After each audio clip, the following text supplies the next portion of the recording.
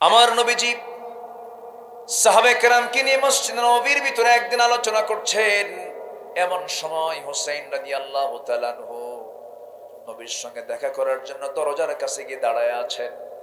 একজন সাহাবী পাহারা দিচ্ছেন রাসূলকে, কারণ ওই সময় ইহুদি শত্রু ছিল কি ছিল না? এখন মনে হয় নাই। আসতে বলবেন না, আছে না নাই? ওই সময় মদিনার আশপাশ দিয়ে বনু নাজির, বনু কুরাইজা, বনু কাইনুকারা ছিল। নবীর খাবারের মধ্যে বিষ পর্যন্ত তারা ঢুকাতে পেরেছিল। এত বড় বদমাইশেরা। আমার নবীজি খুতবা দিচ্ছেন, সাহাবায়ে কেরামকে আলোচনা করছেন, দরজায় পাহারা দিচ্ছেন এক সাহাবী। হুসাইন এসে বলছে, চাচা ভিতরে ঢুকবো, আমাকে ভিতরে ঢুকতে দেন। না, ভিতরে ঢোকা যাবে না। কেন? রাসূল এখন গুরুত্বপূর্ণ বয়ান করছেন। না, ভিতরে যাব না, দেওয়া যাবে না। চোখটা বড় করে বলতেছে, ও চাচা, ও সাহাবীরা, তোমরা বসে বসে যে নবীর কথা তোমরা শোনো, সেই নবীর চাইতে আমি হুসাইন কিন্তু ছোট না, আমি 1000 গুণে বড়। জোরে কান সুবহানাল্লাহ। রাস্তা ছাড়ো, ছাড়ো রাস্তা। রাস্তা ক্লিয়ার করে ভিতরে ঢুকে গেছে। সাহাবী মনে মনে ভাবতেছে, যে কথা কইছে আরো আটকায় দিলে আরো যে কি কবে আল্লাহই জানে, অতএব যা বাবা তুই। রাস্তা ক্লিয়ার করে নবীর সামনে এসে দাঁড়ায় আছে, কিন্তু মশান অন্যরকম, মুখে হাসি নাই, চুপচাপ দাঁড়ায় আছে। আমার নবীজি বললেন, ও নানা, তোমার মুখে কোনো হাসি দেখি না, তোমার কি হয়েছে বলো। এবার হুসাইন বলছে, নানা কি হয়েছে পরে বলবো, আমার কি কোনো দাম নাই, সম্মান নাই? অবশ্যই সম্মান আছে। সম্মান যদি থাকে আমাকে আসতে দেওয়া হয় না কেন? আমি কি আপনার নাতি নই? অবশ্যই তুমি আমার নাতি, কিন্তু নানা আমি আজকে তোমাকে একটা প্রশ্ন করব, 2টা নয় 3টা মোট প্রশ্ন করব। মোট 3টা প্রশ্ন মিলে তোমাকে করতে চাচ্ছি। নাম্বার 1, আমি তোমার চাইতে বড়। কেমনে বড় তুমি আমার চাইতে? ও নানা, আমি তোমার চাইতে যে বড়, 3টা প্রশ্ন করলে টের পেয়ে যাবে। বলো নানা, কি প্রশ্ন বলো। কে প্রশ্নগুলো বলবো, শর্ত হলো সব সাহাবীকে তোমার সামনে হাজির করো। সব সাহাবীকে হাজির করলেন। এরপরে বলছেন, নানা কি প্রশ্ন তুমি করতে চাও বলো। এবার বলছেন, নাম্বার 1 প্রশ্ন, নানা আউযু বিল্লাহি মিনাশ শাইতানির রাজীম, বিসমিল্লাহির রাহমানির রাহিম।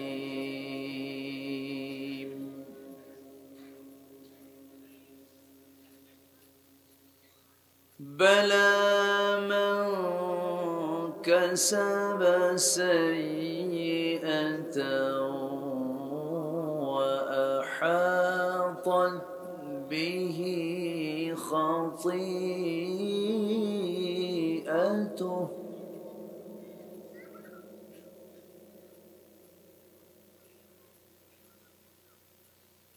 وأحاطت به خطيئته فأولئك أصحاب النار.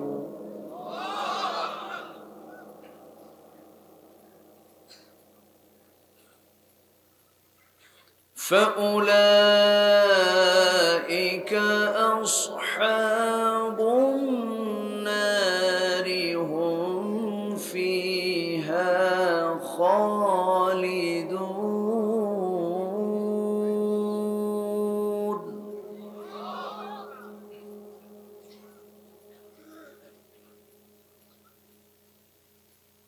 والذين آمنوا وعملوا الصالحات أولئك أصحاب الجنة.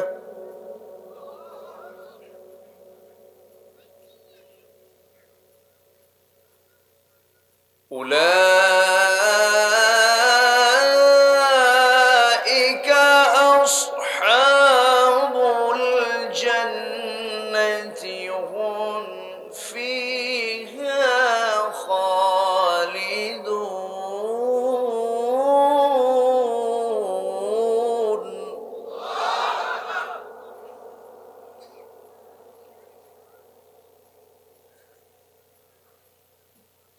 وإذ أخذنا ميثاق بني إسرائيل لا تعبدون إلا الله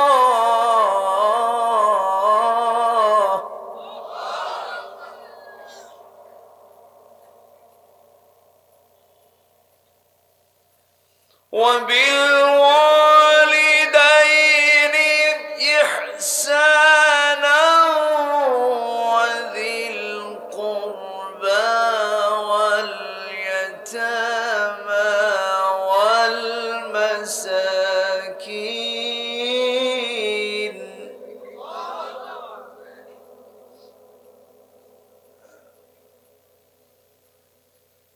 والمساكين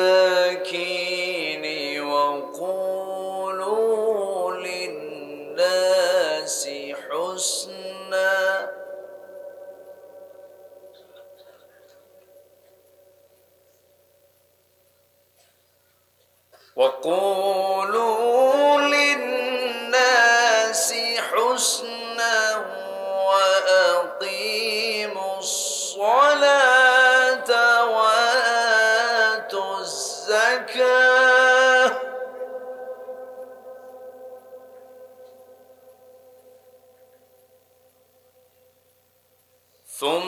ثم توليتم إلا قليلا منكم وأنتم معرضون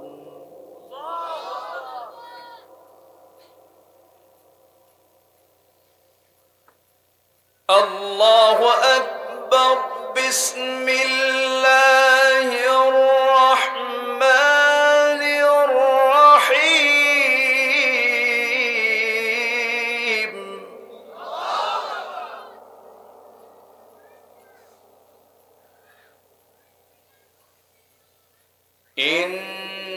إن الله وملائكته يصلون على النبي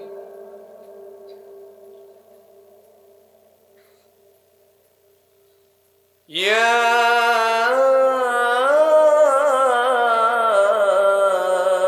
أيها الذين آمنوا صلوا عليه وسلموا تسليما اللهم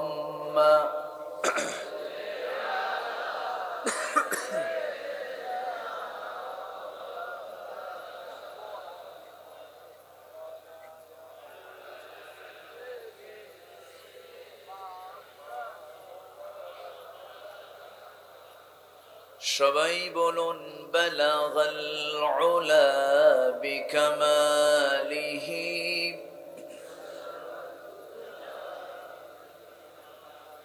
حسنت جميع خصاله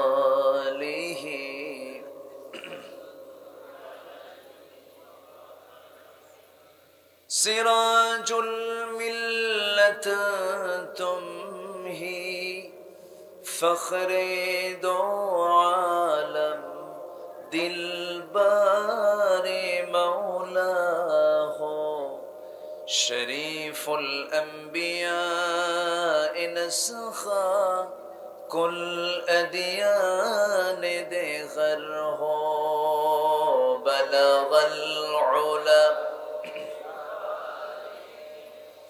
كشف التجى بجماله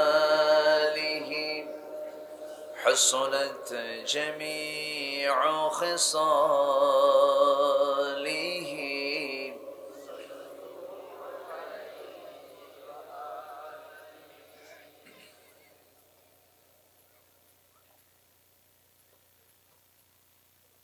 ফরিদপুর অঞ্চলের শরীয়তপুর জেলার গোসাইরহাট উপজেলার হাটুরিয়া চরমনপুরা বাইতুন নূর মসজিদ ও ইসলামী যুব সংঘ মাহফিল ইন্তেজামি কমিটি কর্তৃক আয়োজিত দুদিন ব্যাপী তৃতীয় বার্ষিকী তাফসীরুল কোরআন মাহফিল 2024। আজকের এই সমাপনী দিবসের সম্মানিত সুযোগ্য সভাপতি, ইসলাম দরদি ব্যক্তিত্ব, বিশিষ্ট ব্যবসায়ী জনাব শাহাবুদ্দিন ইমন, আজকের মাহফিলের বরেণ্য অতিথি মাননীয় সাংসদ,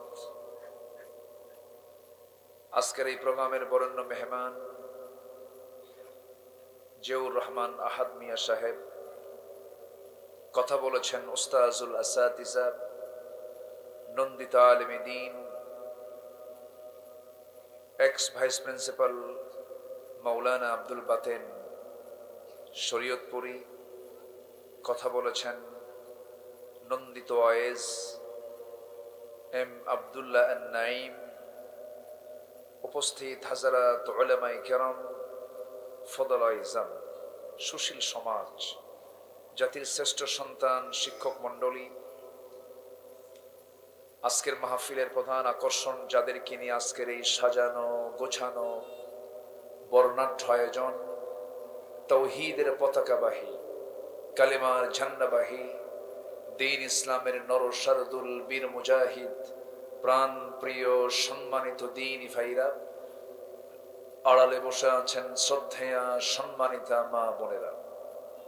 আলোচনার সূচনায় আনুষ্ঠানিকতার মধ্য দিয়ে আমার পক্ষ থেকে আবারও দিল খোলা সালাম, আসসালামু আলাইকুম ওয়া রাহমাতুল্লাহি ওয়া বারাকাতুহু।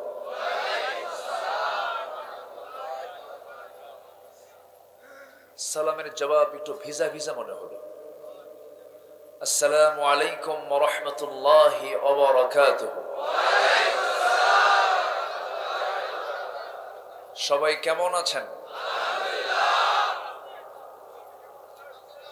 জি, আল্লাহ তাআলা আমাকে আপনার মতোই রেখেছেন, বলছি আলহামদুলিল্লাহ।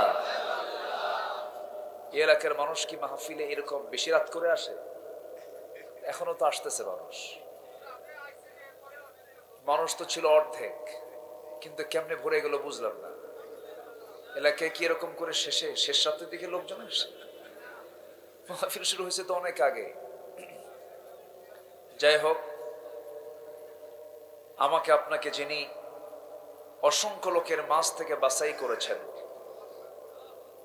যিনি আমাকে এমন জান্নাতের টুকরায় আসার তৌফিক দিয়েছেন, সেই মহান মাবুদের দরবারে আমরা সবাই লাখো কোটি সাজুদ শুকর আদায় করি, মুহাব্বতান বলে উঠছি আলহামদুলিল্লাহ। চিৎকার মেরে বলছি আল্লাহুম্মা ইন্নী আসআলুকা আল হুদা ওয়াত তুকা ওয়াল আফাফা ওয়াল গিনা। সবাই বলি আল্লাহুম্মা লাকা আসলামতু ওয়া বিকা আমানতু ওয়া আলাইকা তাওয়াক্কালতু ওয়া ইলাইকা আনাবতু ওয়া বিকা খাসামতু। আমরা আল্লাহ তাআলার শুকর আদায় করে নিলাম। সম্মানিত হাজিরিন, আমি আলোচনার সূচনায় আমার অভ্যাস অনুযায়ী তেলাওয়াত দিয়ে শুরু করেছি। তেলাওয়াতকৃত আয়াতগুলো হলো সূরাতুল বাকারার 81, 82 এবং 83। এই তিনটা আয়াত ত্রয়কে সামনে রেখে আমি কিছু কথা বলতে চাই। আমাকে সময় দেওয়া যাবে তো? সবাইকে আমাকে সময় দিতে রাজি আছেন? জোরে বলি ইনশাআল্লাহ। আসুন, মূল আলোচনার দিকে সোজা আমি চলে যাচ্ছি। সময় তো খুব অল্প, এক রাত পেয়েছি। এই নাতি দীর্ঘ বক্তৃতায় আমি চেষ্টা করব এই আয়াতগুলোর কিছু হক আদায় করার জন্য। তো আমরা যে সময় এখানে একত্রিত হয়েছি সেই সময়টা এমন একটি সময় যে সময়ে মোট পৃথিবীর জনসংখ্যার 1/4 মুসলমান, অর্থাৎ প্রতি 4 জনে একজন মুসলমান। 2 শতাধিক রাষ্ট্র গোটা দুনিয়া জুড়ে, এর 56টি রাষ্ট্রই হলো মুসলিম রাষ্ট্র। এবং প্রাকৃতিক সম্পদের দিক থেকে, খনিজ সম্পদের দিক থেকে,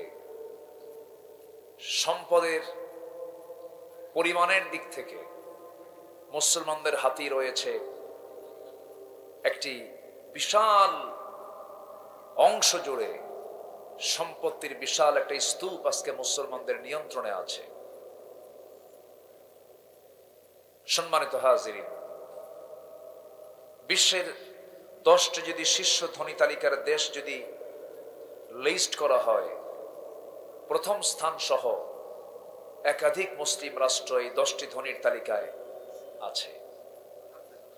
তো এত কিছু থাকার পরেও গোটা পৃথিবীতে সবচেয়ে মজলুম একটা জাতির নাম, যে জাতি সবচেয়ে বেশি মার খায় এবং মার খেয়ে যাচ্ছে, সে জাতির নাম কি বলুন তো?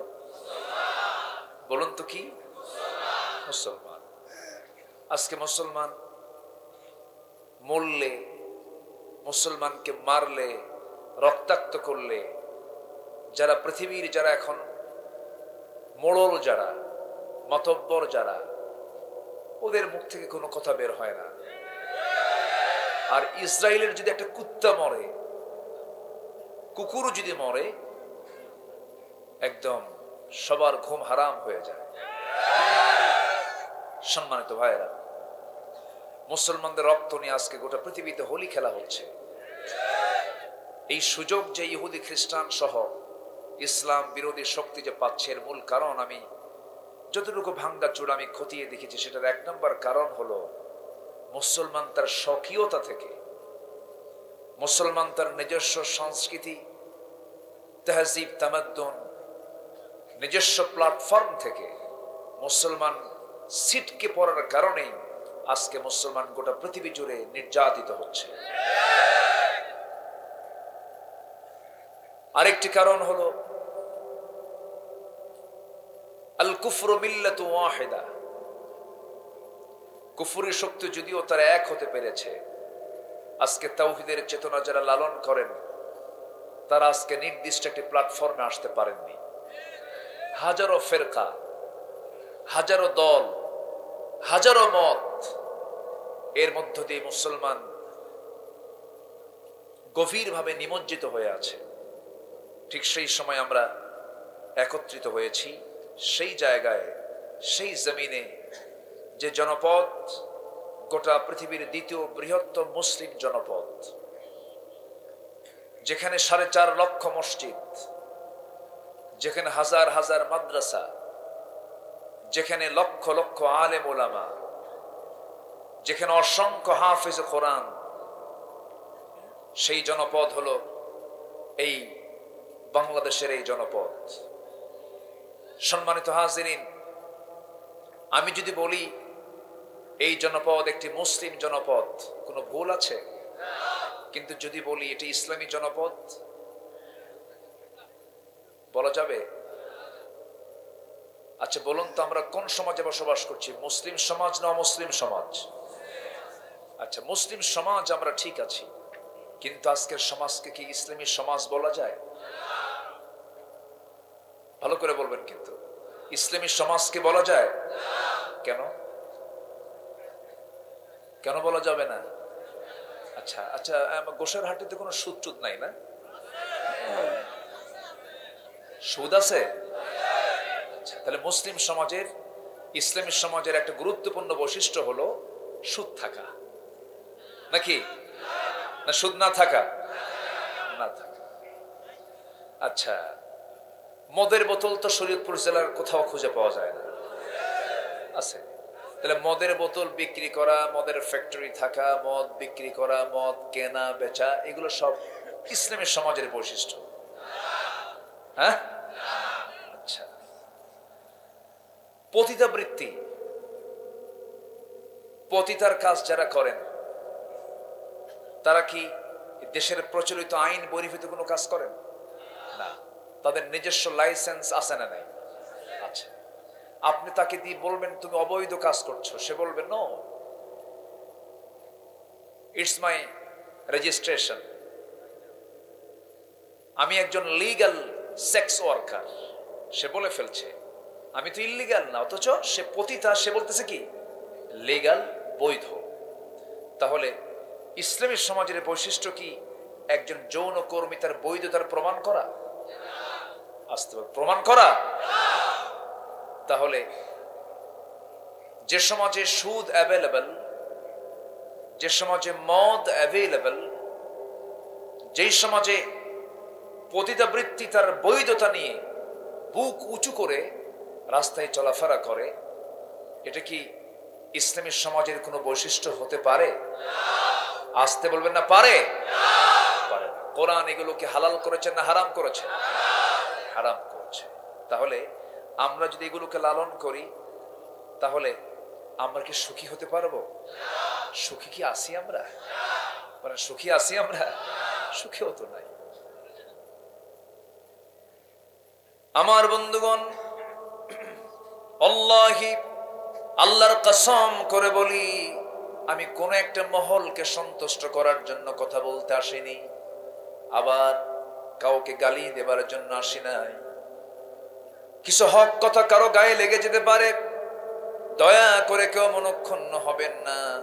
আল্লাহ রাব্বুল আলামিন এই দুনিয়াতে হালালটা স্পষ্ট করেছেন, হারামটা স্পষ্ট করে দিয়েছেন, সবকিছু ক্লিয়ার করে দিয়েছেন। আল হালালু বাইয়িন ওয়াল হারামু বাইয়িন। হালালটা স্পষ্ট, হারামটা স্পষ্ট। এই স্পষ্টতা আল্লাহ রাব্বুল আলামিন কোরআন নামক কিতাবের মধ্যে সবকিছু বলে দিয়েছেন।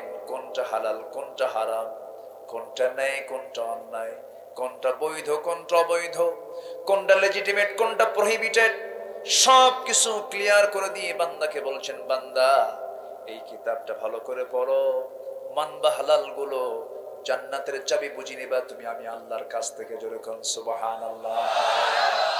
সহজ হিসাব। হালাল ধরবো, জান্নাত বুঝে নেব, হারাম ছাড়বো, আল্লাহ আমাকে জান্নাত দিয়ে দিবে। জোরে বলি সুবহানাল্লাহ। আমি এই বিষয়কে সামনে রেখে কিছু কথা বলার ইরাদা করছি। সূরাতুল বাকারার ৮১ থেকে ৮৩ পর্যন্ত এই ৩টা আয়াত আমি তেলাওয়াত করেছি।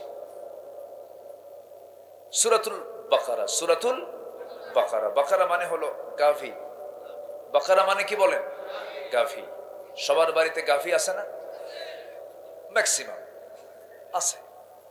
সবার বাড়িতে না থাকলেও গাভীর সঙ্গে পরিচিত সবাই। এই তো মঞ্চে ওঠার আগ দিয়ে কার বাড়িতে যেন খাইলাম জানি না, তো যাই হোক, খুব সুন্দর করে পায়েস রান্না করেছে। এই পায়েসটা তৈরি হয় কি কিসের? কিসের দুধ দিয়ে? গাভীর দুধ দিয়ে। তো গাভীর সাথে সবার কম বেশি সম্পর্ক আছে। গাভী এমন একটা প্রাণী যে গরুটা এমনকি তার পায়খানা পর্যন্ত জ্বালানি কাজে ব্যবহার হয়, সবই কাজে লাগে। সূরাতুল বাকারা এমন একটা সূরার নাম যে সূরার ভিতরে মানব জীবনের এমন কোন দিক নাই যা বাদ পড়েছে। জোরে বলি সুবহানাল্লাহ। আব্দুল্লাহ ইবনে আব্বাস রাদিয়াল্লাহু তাআলা আনহু একটানা 10 বছর শুধু সূরা বাকারাই পড়েছেন। বলা হলো আর কি কোনো সূরা নাই? তিনি বললেন আমি তো 10 বছর এই এক সূরাই শেষ করতে পারলাম না।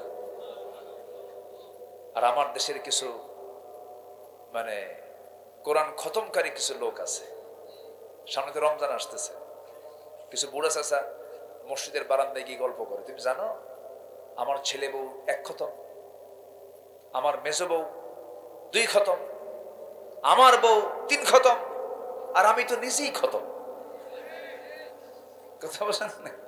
খতম। হাজারবার আপনি খতম দিলেন কিন্তু বুঝলেন না কোরআন কিছু, লাভ কি? হ্যাঁ, আপনি সব পাবেন, সমস্যা নাই, কিন্তু কোরআন বোঝার দরকার আছে না নাই? কোরআন কি না বোঝার কিতাব? কোরআন কিসের কিতাব বলেন? বোঝার কিতাব। কোরআনটাকে পড়তে হবে, বুঝে শুনে পড়তে হবে।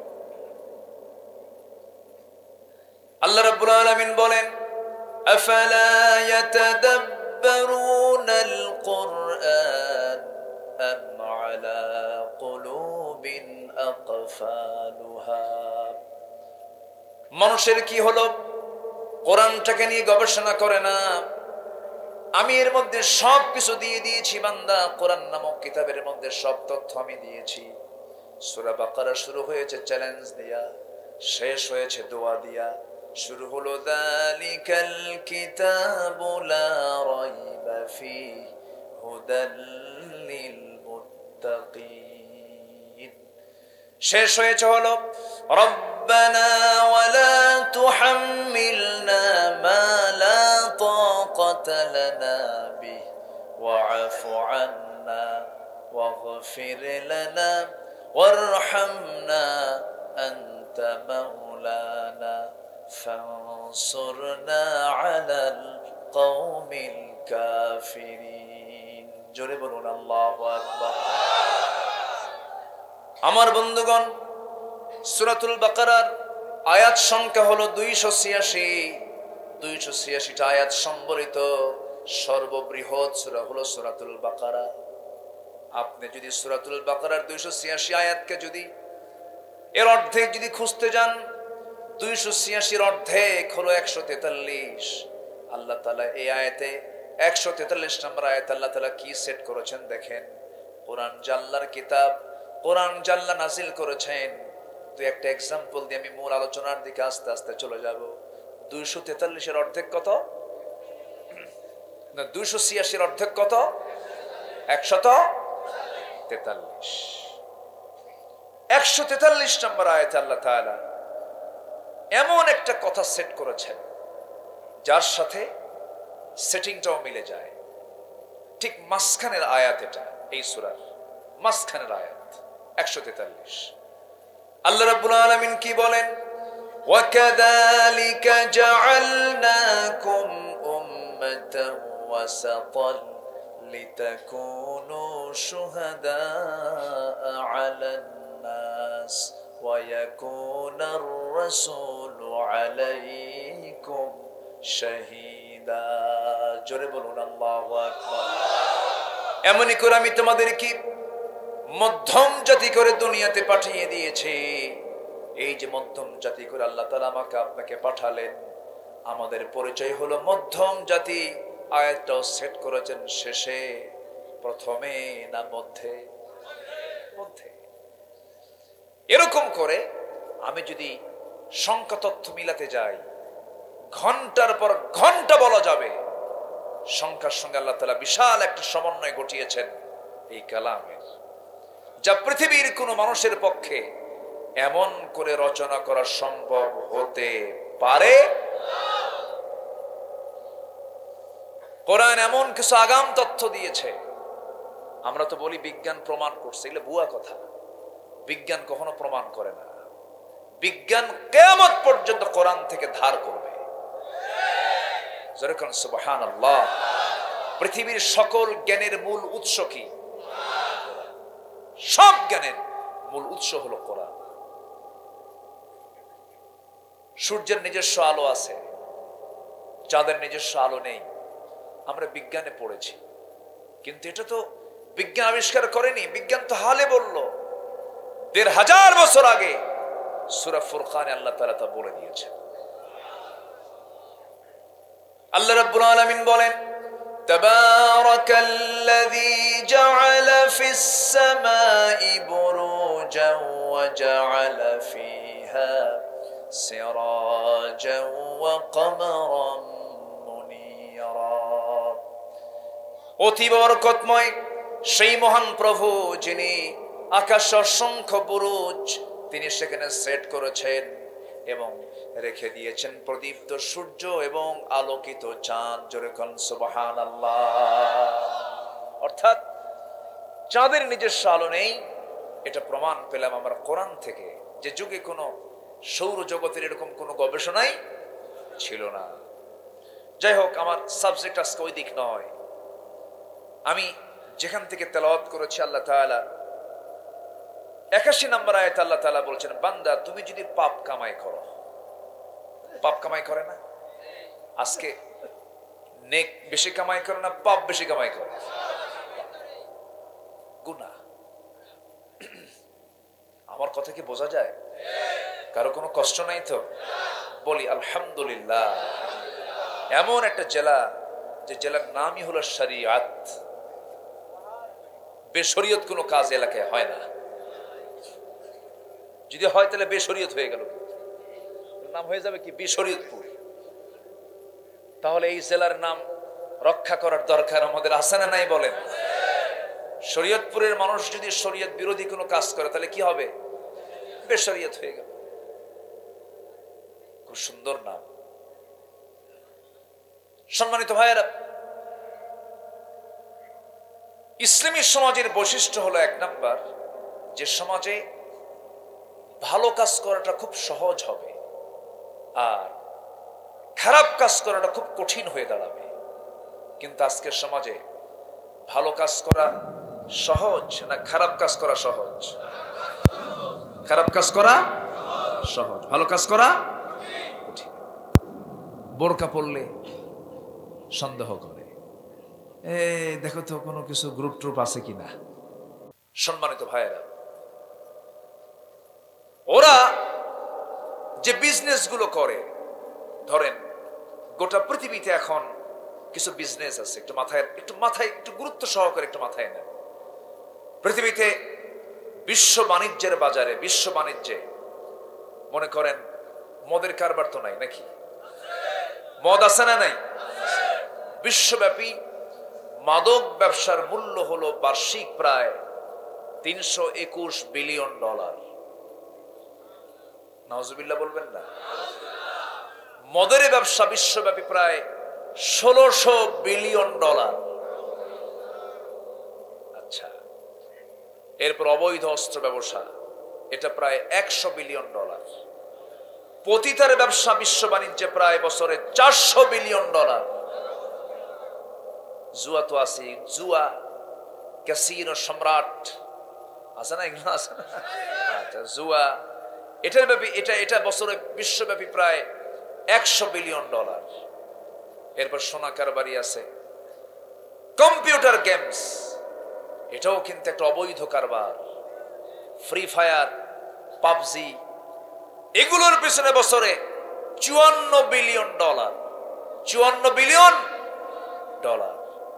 বৈশ্বিক এই মাদক, মদ, অস্ত্র, পতিতা, জুয়া, অবৈধ সোনা কারবারি, কম্পিউটার গেমস, এই বাণিজ্যের বার্ষিক বাজার মূল্য দাঁড়ায় প্রায় $2685 বিলিয়ন। যেরকম নাউজুবিল্লাহ। তাহলে এই যে প্রায় $3000 বিলিয়ন এই অবৈধ বাণিজ্য যারা করছে, এই অবৈধ বাণিজ্যের সঙ্গে যাদের সম্পর্ক আছে, সম্পৃক্ততা আছে, তারা কি কখনো জমিনে ইসলাম আসুক? তারা কি চায়? আসতে বলবে না, তারা কি চায়? আমার দেশে ওই সমস্ত কারবারি আছে না নাই? ওরা কি কখনো চাবে? আপনি চান? আপনি চান না? আপনার না কইলেন, আপনি চান কি না? আপনারা কি চান? আপনি চান, ওরা চায় না। তাহলে একটা গ্রুপ চায় আর একটা গ্রুপ চায় না। দ্বন্দ্ব কি লাগবে না? আসতে কয়, দ্বন্দ্ব কি লাগবে না? যদি দ্বন্দ্ব না লাগে তাহলে ভাববেন আপনি ওই জাতেরই। দ্বন্দ্ব লাগার দরকার আছে না নয়? আমার নবীর ঘরেই কিন্তু আবু লাহাব ছিল, ইব্রাহিমের ঘরেই কিন্তু আজর ছিল। আজর ইব্রাহিম ইসলামের কে বাপ, আবু লাহাব নবীর কে? কে বলেন? আবু লাহাব কয় মদ বন্ধ হবে না, জুয়া বন্ধ হবে না। রাসূল বলেন বন্ধ হবে, বন্ধ হবে। এটাই তো দ্বন্দ্ব। আবুল আহাব কয়, মোহাম্মদ তুমি আমার ভাতিজা, তুমি বন্ধ করার কে? বন্ধ হবে। রাসূল বলেন বন্ধ হবে। শুরু হয়ে গেল এই দ্বন্দ্ব, পৃথিবীর চিরন্তন ইতিহাস। আজও আছে না নাই? আজও আছে না? এখনো মিটিমিটি করে জ্বলা কিছু ইমানদার আছেন যারা হাসতে হাসতে দুনিয়া থেকে বিদায় নেন, কিন্তু বাতিলের কাছে মাথা নত করেন। সম্মানিত ভাইয়েরা, কোরআন তেলাওয়াত করতে কোনো রক্ত ঝরাতে হয় না। কোরআন তেলাওয়াত করা যায়, পুরস্কার নেওয়া যায়, কিন্তু কোরআন প্রতিষ্ঠার সংগ্রাম করতে গেলে রক্ত ঝরাতে হয় মুসলমান।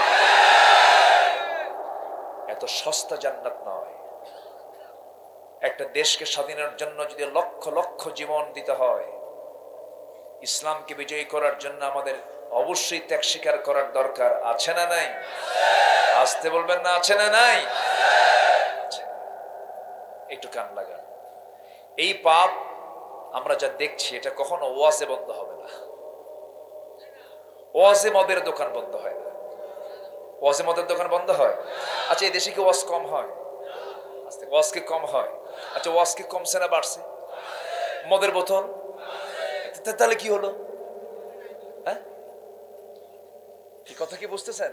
আমি কি আলোচনা চালাবো? আচ্ছা, মদ খাওয়া কি? আরো জোরে শোনেন। আজকে আপনি মাদকের বিরুদ্ধে কথা বলবেন না, কালকে আপনার সন্তান মদ খায় আপনাকে গুলি করবে। ভাবতেছেন আমি তো ভালোই আছি, কেউ ভালো নেই। আজকে যুব সমাজের একটা সিংহভাগ অংশ আজকে মাদকাসক্ত। প্রতিবেশী দেশের বর্ডারকে খুলে দেওয়া হয়েছে, ইচ্ছে করলে পরে প্রশাসন পারে না এমন কিছু নয়। ইচ্ছে করলে পারে 3 দিন যদি তারা যদি 3টা দিন যদি শক্ত অবস্থান নেয়, একটা নেশা জাতীয় দ্রব্য কেউ দেখাতে পারবে না। কথা বললি তো আমরা দোষী হয়ে যাই। আমরা ঐশীর জন্ম দেখতে চাই না।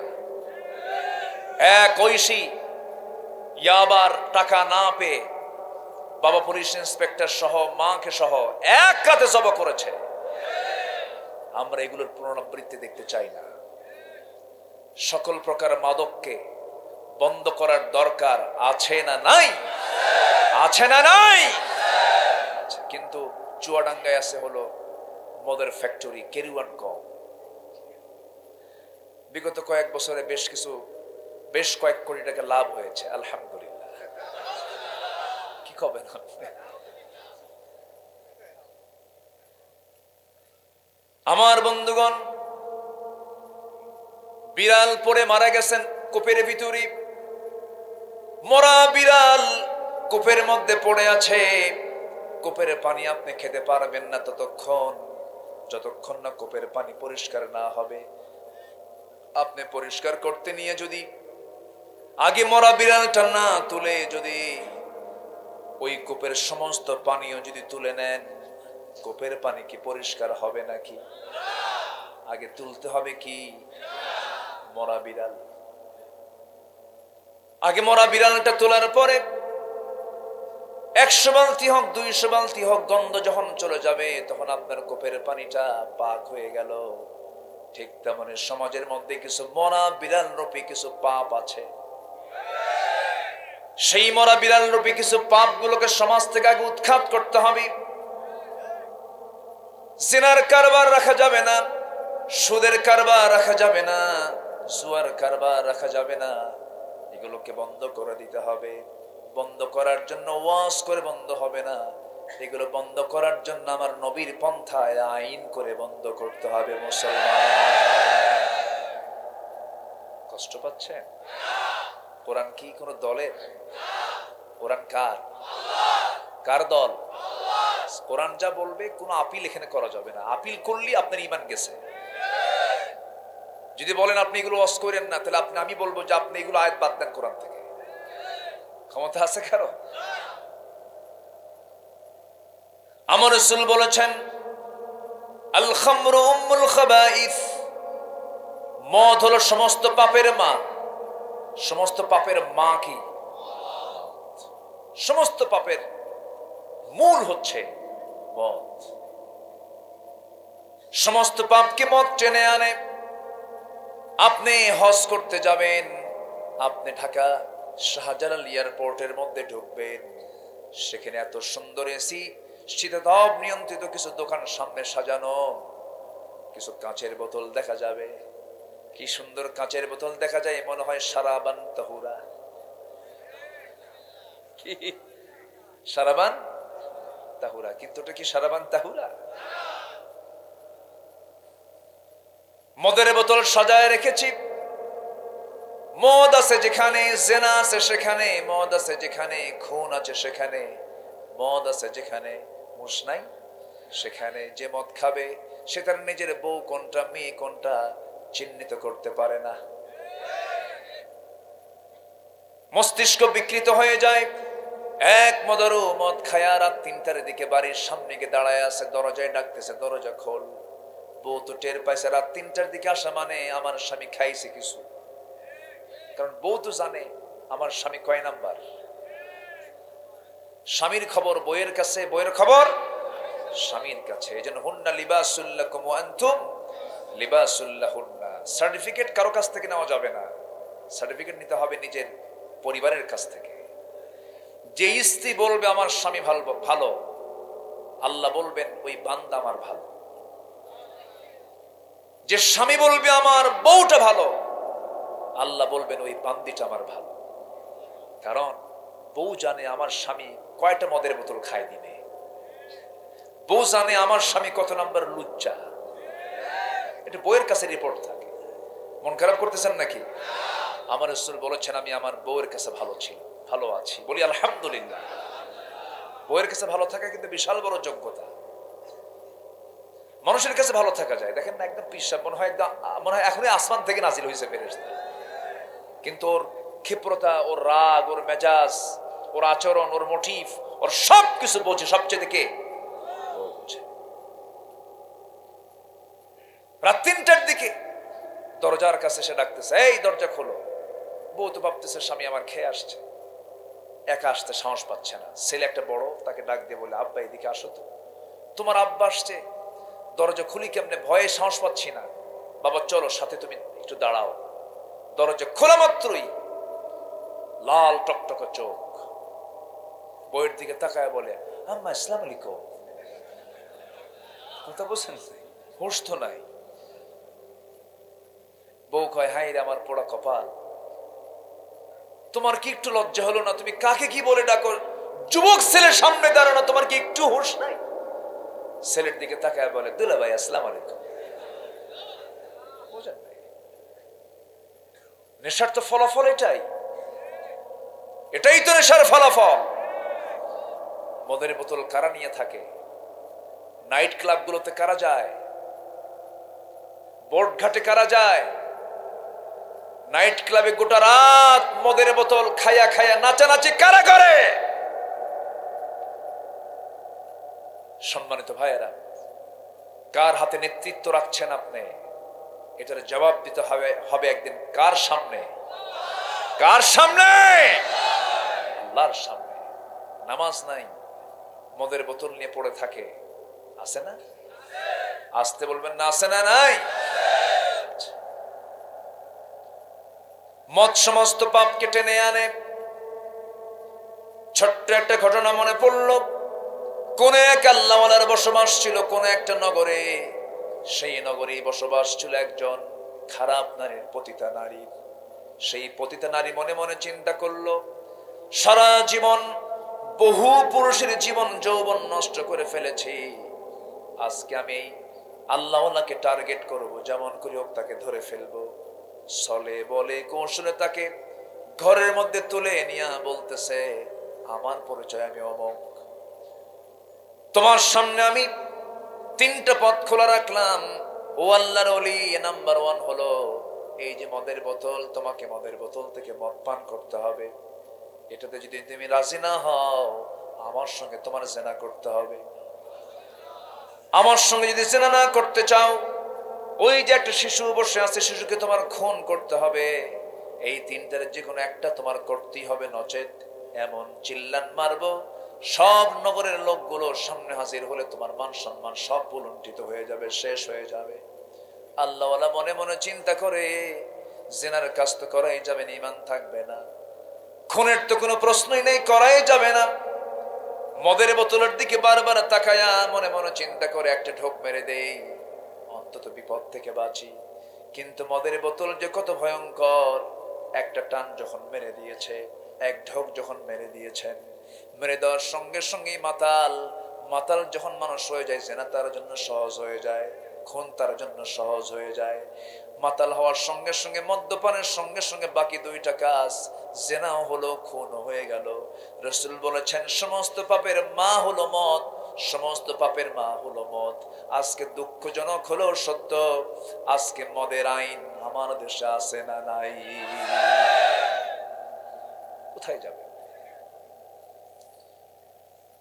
আমার বন্ধুগণ, আল্লাহ রাব্বুল আলামিন আজ থেকে ১৫০০ বছর আগে বলছেন, ইন্নামাল খামরু ওয়াল মাইসিরু ওয়াল আনসাবু ওয়াল আজলাবু রিজসুম মিন আমালিশ শাইতান ফাজতানিবু।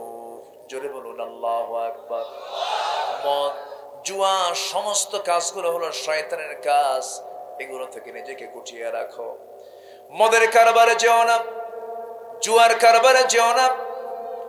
আবু জাহেলদের থেকে এগুলো এসেছে, অথবা সাইবার দ্বারা এগুলো এসেছে। এই সমস্ত কাজের সঙ্গে তোমরা জড়িত হয়ে যেও না, এগুলো তোমাকে ধ্বংসের দিকে ঠেলে দিয়ে দেবে। আমার বন্ধুগণ, একটু মনোযোগ দিয়ে কথাগুলো শুনি। আল্লাহ রাব্বুল আলামিন বলছেন, বান্দা পাপ করবে, পাপ তোমাকে ঘেরাও করে ফেলবে। যখন কোনো বান্দা পাপ করে, তখন তার মধ্যে 7টা নিন্দনীয় জিনিস চলে আসে। কয়টা বলেন? আরো জোরে বলেন, কয়টা? 7টা। 2-1 জন করে উঠতেছেন কি, মানে তারা কি আসবে আবার নাকি একেবারে চলে যাচ্ছে? ও, আবার আসবেন? খুব ভালো, আলহামদুলিল্লাহ। একটু জিকির করি, লা ইলাহা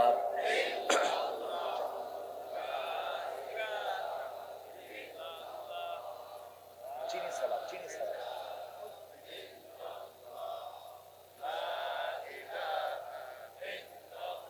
আরো জোরে লা ইলাহা, আরো জোরে লা ইলাহা,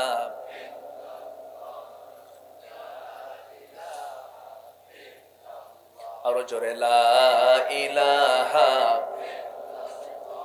সুবহানাল্লাহ।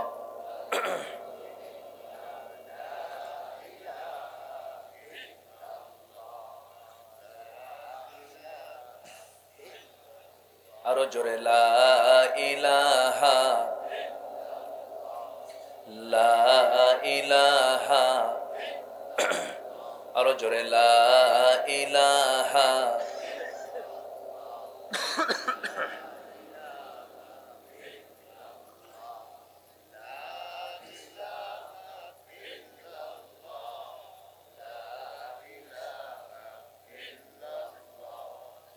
লা ইলাহা ইল্লাল্লাহু মুহাম্মাদুর রাসূলুল্লাহ সাল্লাল্লাহু আলাইহি ওয়াসাল্লাম। আমার বন্ধুগণ, যখন কোনো বান্দা পাপের দিকে চলে যাবে, পাপ তাকে ঘেরাও করে ফেলবে, এটা কোনো মোল্লার কথা নয়, আব্দুল্লাহ আমিনের কথা নয়। এটা কার কথা বলেন?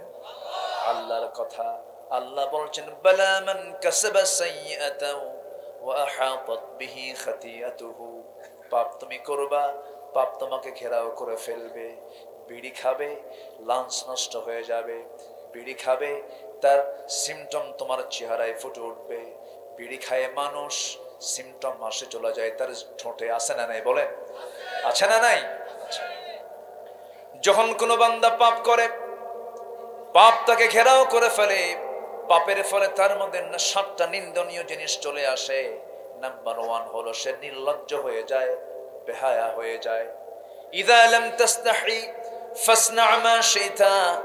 বান্দা তুমি যখন লজ্জাহীন হয়ে পড়বে, তখন তুমি যা ইচ্ছা তাই করতে পারবে। পাপ যখন কোনো বান্দার মধ্যে বেড়ে যায়, লজ্জা জ্ঞান তার মধ্যে থাকে না, বেহায়া হয়ে যায়, নির্লজ্জ হয়ে যায়।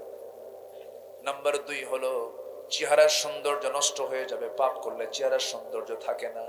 যে মদ খায়, মদ খাওয়ার চিহ্ন তার চেহারায় আছে না নাই? আসতে বলবেন না, আছে না নাই? চোখটা বের হয়ে আসার মতো হয়, দেখলে মনে হয় এটা মদখোর। এটা কি? মদখোর। বিড়ি খাইলে মনে হয় এটা বিড়িখোর। আমার দেশে বিড়ি খাওয়ালো কম না বেশি? হ্যাঁ, ভালো করে বলেন, বিড়ি খাওয়ালো কম না বেশি? আবার মাহফিল এসে বলে, হুজুর একটা প্রশ্ন, কি বিড়ি খাওয়া কি জায়েজ আছে? মানে উনি জায়েজের চেষ্টায় আছে। এটা কেমন কথা? বিড়ির গায়ে লেগে থাকে সংবিধিবদ্ধ সতর্কীকরণ। ধূমপান বিষপান হৃদয় রোগের কারণ, ধূমপান মৃত্যু ঘটায়, কত কি যৌন রোগের কারণ। এত ওয়াজ দেখার পর কয় না খাও। শীতের দিন এটা কমে না বাড়ে? আরো বাড়ে। একদম এমন খাওয়া খায় ইটের ভাটা ফেলে, এত খাওয়া খাচ্ছে। কোন নেশা ইসলাম অনুমোদিত নয়, কোন নেশা না। আপনি পান খান, সমস্যা নাই, আপনি পান খেতে পারেন, পান একটা রস। কিন্তু পানের সাথে আবার হাকিমপুরি রহমতুল্লাহ কেন? এটা কেন? এটা খাওয়া যাবে না। এটা খাওয়া, যে লাউ সেই কুদু, যে লাউ সেই কুদু। পাতা কি অন্যটা না? একটাই পাতা, একটাই। এখন এটা হুজুর হোক আর অন্য কেউ হোক, কথা কথাই। মন খারাপ করা যাবে না। যেটা আপনার শরীরের জন্য ক্ষতিকর, এটা ইসলাম কখনো অনুমতি দিতে পারে। আমার রাসূল যখন ইন্তেকাল করেন, আম্মা জান আয়েশা বলেন, রাসূলের হাসিটা যেন দেখা যাচ্ছিল তার দাঁতগুলো মুক্তোর দানার মতো ঝিলিক মারতেছে। নবীজি কখনো বদ জিনিস মুখে নিতেন না। এত পরিমাণ মেসওয়াক করতেন, দাঁতের উপরের চামড়া ছিলে যেত, এত মেসওয়াক করতেন তিনি। আর কিছু পান খাওয়া লোক আছে, ওরে বাপরে বাপ, রাত 3টার দিকে উঠেও পান চাবায়। আছে না নাই? এই গাল ওই গাল পরে রাখে। মানে তার চেহারার দৃশ্য দেখে মনে হয় কি জানেন, কি জন্মই হয়েছে পান খাওয়ার জন্য। এত কেন? খান, 2-3টা আপনি খেতে পারেন, কিন্তু এত কেন? আমার নবীজির ইন্তেকালের আগে রাসূল মিসওয়াক করে দুনিয়া থেকে বিদায় নিয়েছেন। আজকে মনে হয় আমার পরে সবাই খেপে আছেন, হুজুর এগুলো কি কোন? আপনি রাগটা করতেছেন নাকি? আপনারা বেতন পায় 10,000, পান খায় 7,000 টাকা। আমি বলবো না কেন বলেন? আছে না এরকম? আছে না? পান খায় 7,000, বেতন পায় 10,000। দরকার কি? لا تجعل يدك مغلولة إلى عنقك ولا تبسطها كل البسط ولا تبذر تبذيرا। কার কথা এগুলো? আল্লাহর কথা। এগুলো করা যাবে না। সকল নেশা থেকে আল্লাহ তাআলা আমাদেরকে হেফাজত করুন। আরো জোরে আমিন। আমার বন্ধুগণ, নবীজির মুখটা এত স্বচ্ছ থাকতো, পরিচ্ছন্ন থাকতো। নবীজি যখন হাসি দিতেন, মুক্তোর দানার মতো দাঁতগুলো ঝিলিক মারত। নবীজি মিসওয়াক করতেন এত ঘন ঘন। নবীজির পকেটে 3টা জিনিস থাকতো, 3টাই পরিচ্ছন্নতার প্রতীক। নাম্বার 1 হলো নবীর পকেটে থাকতো হলো মিসওয়াক, নবীর পকেটে থাকতো হলো সুগন্ধি, নবীজির পকেটে থাকতো হলো চিরুনি। লম্বা লম্বা ঝাঁকড়ানো চুল ছিল আমার নবীজির সারা জীবন মাথায়। নবী সেলাইওয়ালা কাপড় পরতেন না, সেলাইবিহীন কাপড়টা তিনি পরিধান করতেন। আধুনিকতার যতগুলো দিক আল্লাহ তাআলা তার মধ্যে দিয়েছিলেন। জোরে কোন সুবহানাল্লাহ। নবীজির চুল লম্বা ঝাঁকড়ানো চুল ছিল, মাসজিদি করতেন, কালো কেশ ছিল। নবীজি এত পরিমাণ তেল দিতেন, তেল চুইয়ে চুইয়ে মাঝে মাঝে পড়তো। নবীজি যখন আতর লাগাতেন, হাতের তালুতে নিতেন, ঢেলে নিয়ে আতর লাগাতেন। কোন শিশু যখন কাছে আসতো, মাথার উপরে হাত রাখতেন, গোটা শরীর তার সুগন্ধে ভরপুর হয়ে যেত।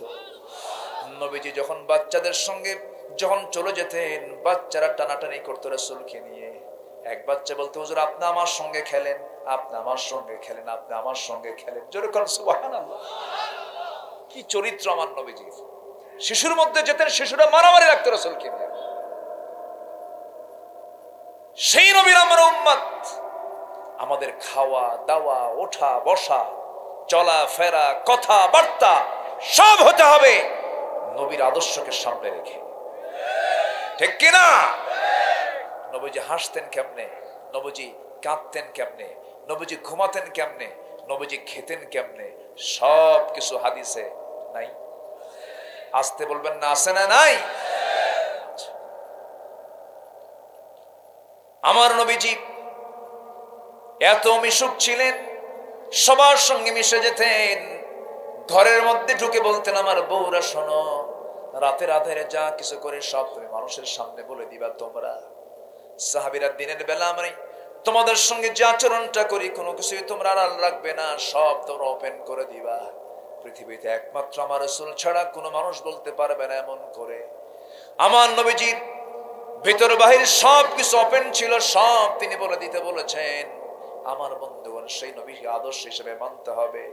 রাসূলকে যদি মডেল বানাতে পারি, রাসূলের মতো যদি সমস্ত সুন্নাহকে যদি ফলো করতে পারি, আমার জীবনে কোনো পাপ স্পর্শ করতে পারে না। ঠিক কি না? পাপ থেকে মুক্ত থাকার জন্য সুন্নাহ মানতে হবে হচ্ছে মুহাম্মদ সাল্লাল্লাহু আলাইহি ওয়াসাল্লাম। আমার ভাইরা, নবীজির সিরাত থেকে যদি কথা বলতে যাই, ঘন্টার পরে ঘন্টা লেগে যাবে। নবীজির সিরাতের আলোচনা শেষ করা সম্ভব হবে না। নবীজি সবার সঙ্গে মিশে মিশে কথা বলতেন। নবীর মতো মিশুক আমাদেরকে হওয়া উচিত। দেখবেন কিছু কিছু লোক আছে বউয়ের সাথে খুব খারাপ আচরণ করে, আছে না? সন্তানগুলো ভালো হবে না, সন্তানগুলো ভালো হবে না। কিছু কিছু পুরুষ আছে খুব অত্যাচার করে বউদের উপরে, আছে কিন্তু মনে হয় শরীয়তপুরে নাই। আমার মার আজকে আমার উপর খুব খুশি মনে হয়, হুজুর আপনি আমাদের পক্ষ নিছেন, খুব ভালো। আমরা নাকি খুব বিপক্ষে যাই মেয়েদের, এই যে পর্দার কথা বললে তারা বলে হুজুর শুধু আমাদের শুধু গালিগালাজ করে। কিন্তু আজকে মনে হয় একটু কমন হয়েছে। কিছু স্বামী আছেন দুষ্টমি করেন, বউয়ের সঙ্গে খুব খারাপ আচরণ করেন। আপনি কি জানেন আপনার স্ত্রী আপনার সার্টিফিকেট? আল্লাহু আকবার বলেন। আপনার স্ত্রী হচ্ছে আপনার ঈমানের পাহারাদার। বউকে সাথে নিয়ে চলবেন, ফায়দা হবে। অন্যের বউ না, কিন্তু নিজের বউ, এটা যেন মনে থাকে। আবার আমার নবীজি বউকে সাথে নিয়ে চলেছেন, যুদ্ধের ময়দানে গেছেন তাও সাথে স্ত্রী নিয়ে চলে গেছেন। বউকে সাথে রাসূল, বউকে ছাড়া রাসূল কোথাও যেতেন না সহজে। উহুদের মতো যুদ্ধ, উহুদ, তাবুক অভিযান, আম্মা জান আয়েশা বলেন রাসূল আমাকে সাথে নিয়ে চলে গেছেন। রাতের বেলা যুদ্ধ থেমে গেছে, রাসূল আমাকে ডাক দিলেন, আয়েশা যুদ্ধ তো থামলো, তোমাকে টাইমই দিতে পারতেছি না, চলো না একটু আমরা একটু খুনসুটি করি, একটু দৌড়াই, দেখি তো কে দৌড়ে ফার্স্ট হয়। আম্মা জান আয়েশা হাদিসটা বর্ণনা করেন, উহুদের যুদ্ধ দামামা চলছে, যুদ্ধের বিশাল চতুর্দিক থেকে কুরাইশরা মাঝে মাঝে তারা হামলার পরিকল্পনা করছে। এর মাঝে তাবু থেকে রাসূল আমাকে বের করে নিয়ে বলেন, আয়েশা চলো আমরা দুজন দৌড় মারি, দৌড়কে ফার্স্ট হয়ে দেখি। সুবহানাল্লাহ বলবেন না? বিশ্বনবী কাকে বলে? দুজন দৌড় মারলেন। দৌড় মারতে নিয়ে রাসূল ঢিল কাটলেন, রাসূল আর দৌড় মারলেন না জোরে। আম্মা জান আয়েশা এক দৌড়ে তিনি সামনে চলে গেলেন, রাসূলকে বুঝায়া দিলেন আমি আয়েশা, আমি ফার্স্ট হয়ে গেলাম। নবীজি কিচ্ছু বললেন না। নবীজি বলেন, আয়েশা তুমি আজকে ফার্স্ট হয়ে গেছো, ভালো কথা, চলো এখন আমরা তাঁবুতে যাই। আম্মা জান আয়েশা বলেন, এর দীর্ঘদিন পর একদিন আমাকে রাসূল বলছেন, আয়েশা সেই রাতে দৌড়ে তুমি ফার্স্ট হয়েছো, আজকে দেখি দৌড় দেই। আবার তিনি দৌড় মারলেন। আম্মা জান আয়েশা বলেন, এই দিনের দৌড়ে রাসূল আমাকে প্রথম চান্সে আমাকে হারা দিয়া ফার্স্ট হয়ে গিয়ে মুস্কি হাসি মেরে বলছেন, আয়েশা ওই রাতের পরাজিত হওয়ার জবাব আজকে বিজয়ী হয়ে দিয়ে দিলাম। আম্মা জান আয়েশা বলেন, নবীজির হাতে যখন আমি কোনো দুধ দিতাম, গ্লাস ভর্তি করে দুধ দিতাম, আমার নবীজি দুধের বোতল হাতের মধ্যে নিয়ে আলহামদুলিল্লাহ বলতেন। আর বলতেন, আয়েশা আমি তো এমন রাসূল নই, আমি তেমন স্বামী নই যে আগে খাবে। আমার এক নম্বর চরিত্র হলো আমি কখন আগে খাই না, আমি আগে খাওয়াইয়া দেই। জোরে কোন সুবহানাল্লাহ। আমার নবীজি আম্মা জান আয়েশা বলেন, উটের গোশত, ছাগলের গোশত গুলো নিয়ে যখন নবীর কাছে যখন দিতাম, আমার নবীজি গোশত গুলো আস্তে করে আমার দিকে ঠেলে দিয়ে বলতেন, আয়েশা তুমি আগে খাওয়া শুরু করো। খেতে খেতে গোশত গুলো খেয়ে হাড় গুলো চুষে চুষে আমি সামনে রেখে দিতাম। আমার নবীজি আমার চুষানো সে হাড় গুলো তার মুখের মধ্যে নিয়ে চুষে চুষে বাকিগুলো খেয়ে নিতেন, আমার লালা সহ খেয়ে নিতেন। আমি আয়েশা দুধ পান করে গ্লাসটা রেখে দিতাম, আমি যে দিক দিয়ে ঠোঁট লাগাইছি রাসূল সেই দিক দিয়ে ঠোঁট লাগাতেন। সুবহানাল্লাহ বলবেন না? আম্মা জান আয়েশা বলেন, আমি রাসূলকে কখনো আগে সালাম দিতে পারি নাই সহজে, রাসূল চট করে কখন সালাম দিতেন আমি টের পেতাম না। সবাই কি এগুলো প্র্যাকটিস করব না ইনশাআল্লাহ? আস্তে আস্তে ইনশাআল্লাহ বলেন। যারা বিয়ে করেন তারাও কে ইনশাআল্লাহ। কি যে করবা প্যাঁচ লাগাবা আল্লাহই জানে। বিয়ে করার পরে কিন্তু কষ্ট পাচ্ছেন নাকি আপনারা? আমার নবীজি স্ত্রীর কথা বললাম, স্ত্রীর সঙ্গে তার এমন আচরণ ছিল।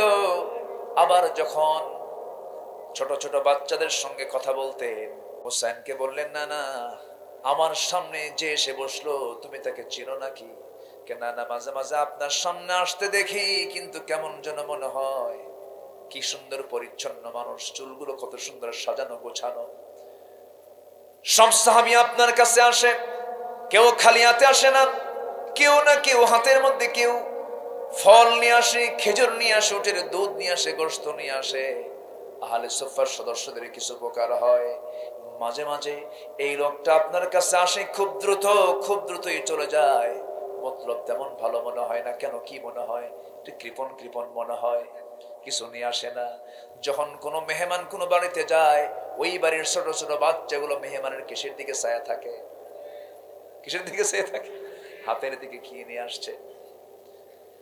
আমার নবীজি মুস্কি মুস্কি হাসি মেরে জিবরাইলের চোখের দিকে তাকাচ্ছেন, চোখের ভাষায় বুঝাচ্ছেন আমার নাতির কবলে পড়ে গেছো, দেখো আমার নাতি তোমার আজকে কি যে করে আল্লাহই জানে। আল্লাহ বলছেন, জিবরাইল আমার প্রিয় দোস্তের প্রিয় নাতি যখন শখ করেই ফেলেছে, তোমার পকেট থেকে কিছু খসায় ছাড়বে, তোমার পকেটে কিছু নাই, আমি আল্লাহ নিজে তোমার পকেটের মধ্যে আঙ্গুরের ছড়া ঢুকায়া দিলাম। আঙ্গুরের ছড়া পকেট থেকে বের করলেন, নবীর সামনে ঝুলায় রাখলেন। রাসূল বলছেন, ওরে আমার নাতি হুসাইন, কে বলেছে কৃপণ সাহাবী, দেখো তোমার জন্য কত সুন্দর টসটস আঙ্গুর এনেছে। আঙ্গুরটা যখন সামনে ঝুলায় রাখছে, আঙ্গুর দেখা মাত্র হুসাইন বলছেন, না না, কে বলছে? সাধারণ কৃপণ এখন দেখে মারাত্মক কৃপণ কেন, পকেট আঙ্গুর থুই আঙ্গুর বের করে না। সুবহানাল্লাহ বলবেন। নাতিটা কার? মুহাম্মদ সাল্লাল্লাহু, বয়স 6 বছর হোক কিন্তু বুদ্ধি 60 বছর, টট্টনা পাকা। এরকম পাকা বুড়া কিন্তু এখনো আছে, কিছু আছে না? আছে, খুব ফাস্ট তারা। আমার নবীজি বললেন, ও না না, যা বলেছ বলেছ, আর বলতে নেই, মেহমান কেমন করে কথা বলতে নেই, এখন তুমি খাও। এবার নানা হুসাইন বলছে, না না, মেহমান আগে খায় না, মেজবান আগে খায়, কে মেহমান আগে খা, আগে তোরে খাওয়া। জিবরাইল বলে, আল্লাহ কোন মুসিবতে পড়লাম, আমি তো খাওয়া বুঝি না। আমার ভাইরা, নবীজি ঘন্টার পরে ঘন্টার সময় দিতেন, নামাজে দাঁড়াতেন, হুসাইনকে নবীর ঘাড়ে উপরে বসতেন। আমার নবীজি দেখতেন হুসাইন ওঠে না, আমার নবীজির সেজদা থেকেও মাথা উঠান না। একদিন 49 থেকে 50 বার তাসবিহ পড়লেন। হুসাইন মাথা থেকে, নবীজির মাথা থেকে, নবীজির ঘাট থেকে তিনি উঠতেছেন না। হুসাইন আমার নবীর সেজদা থেকে তিনি মাথা উঠাতে পারছেন না। লম্বা সেজদা দিলেন, লম্বা সেজদা দিয়া আমার নবীজি উঠলেন। হুসাইন যখন উঠলেন, সালাম ফেরার পরে বলছেন, আলী রে, হোসাইন রে, আজকে আমার তুমি বড় উপকার করে ফেলেছ। তুমি আমার ঘাড়ে চড়ার কারণে আমার সেজদাটা দারুণ লম্বা হয়ে গেছে। জোরে কান সুবহানাল্লাহ। বাচ্চা দেখলেই দেখবেন কিছু কিছু বুড়া মানুষ আছে নামাজের ভিতরে, আসেন এরকম আসেন আসেন, এগুলো কি? হ্যাঁ আছে না, এগুলো আছে না?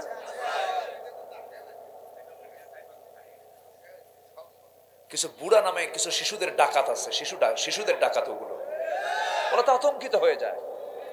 বাচ্চাগুলো মসজিদে যায়, কিছু বুড়ো চাচা আছে খালি লাঠি দেখায় না, ওই ছোট ছোট বাচ্চারা মনে করে মসজিদের মধ্যে লাঠি দেখায় মনে হয় না। মসজিদ শুধু আপনার জন্য নয়, মসজিদে অবাল বৃদ্ধ বনিতা সবাই নামাজ পড়বে। 3 বছর শুধু পেশাব করা বন্ধ করছে, পেশাব করে না এমন শিশুকে তার বাবা মসজিদে নিয়ে আসবে অনায়াসে, কোনো বাধা দেওয়ার অধিকার আপনার। একদম ঘাড়ে করে নিয়ে আসবেন, কোলে করে নিয়ে আসবেন, 4-5টা যা আছে সব নিয়ে আসবেন মসজিদে। আসতে কোন কেন, জোরে কোন, ঠিক কিনা? নিয়ে আসবেন। আমার নবীজি জুমার খুতবা দিচ্ছেন, দূর থেকে হোসেন রাদিয়াল্লাহু আনহু হেঁটে হেঁটে আসতেছেন, লম্বা জুব্বা পরছেন, মানুষ 4 ফুট, জুব্বা 6 ফুট, কোন তো হাঁটা যায়, বারবার পড়ে যায়। রাসূল জুমার খুতবা ছেড়ে দিয়ে দৌড় মেরে গিয়ে হোসেনকে কোলের মধ্যে করে নিয়ে প্রথম কাতারে বসায়া আবার খুতবা শুরু করলেন। ওদের জন্য কোন কাতার কোন কাতারে দাঁড়াবে এটাও বলা যাবে না, ওদের যেখানে পছন্দ সেখানে দাঁড়াবে। নবীর ঘাড়ে যায় বসে, বোঝেন না? নবীর কোথায় গিয়ে বসে? গাড়ে গিয়ে। সমস্যা কোথায়? বাধা দেওয়া যাবে না। বাচ্চাদেরকে যদি আপনি মসজিদ মুখী না করেন, ওই বাচ্চাগুলি গেমস মুখী হয়ে যায়। মারা সন্তানকে আর কিছুই দিতে পারে না, মোবাইলটা ছেড়ে দেয়। চোখ গেল, মেধা গেল, এটার যে একটা ক্ষতিকর দিকগুলো আছে, প্রত্যেকটা ডিভাইসের একটা ক্ষতিকর দিক আছে না নাই? আছে। এগুলো করা যাবে না। আজান হবে, এই যে টাইম হচ্ছে একটাই আজান, ওই শিশুটা সময়ের জ্ঞান শিখলো। জাস্ট একটাই নামাজ, নেতার সামনে দাঁড়ালো, পিছনে মুসল্লি দাঁড়াইছে, নেতৃত্বের জ্ঞান সে নামাজ থেকে শিখে নিল, শৃঙ্খলা শিখলো, নিয়ম কানুন শিখলো, আনুগত্য শিখলো। সব কিছু নামাজের মধ্যে আছে না নাই? আসতে বলবেন না, আছে না নাই? মসজিদে সব শিশুকে পাঠায় দিবে।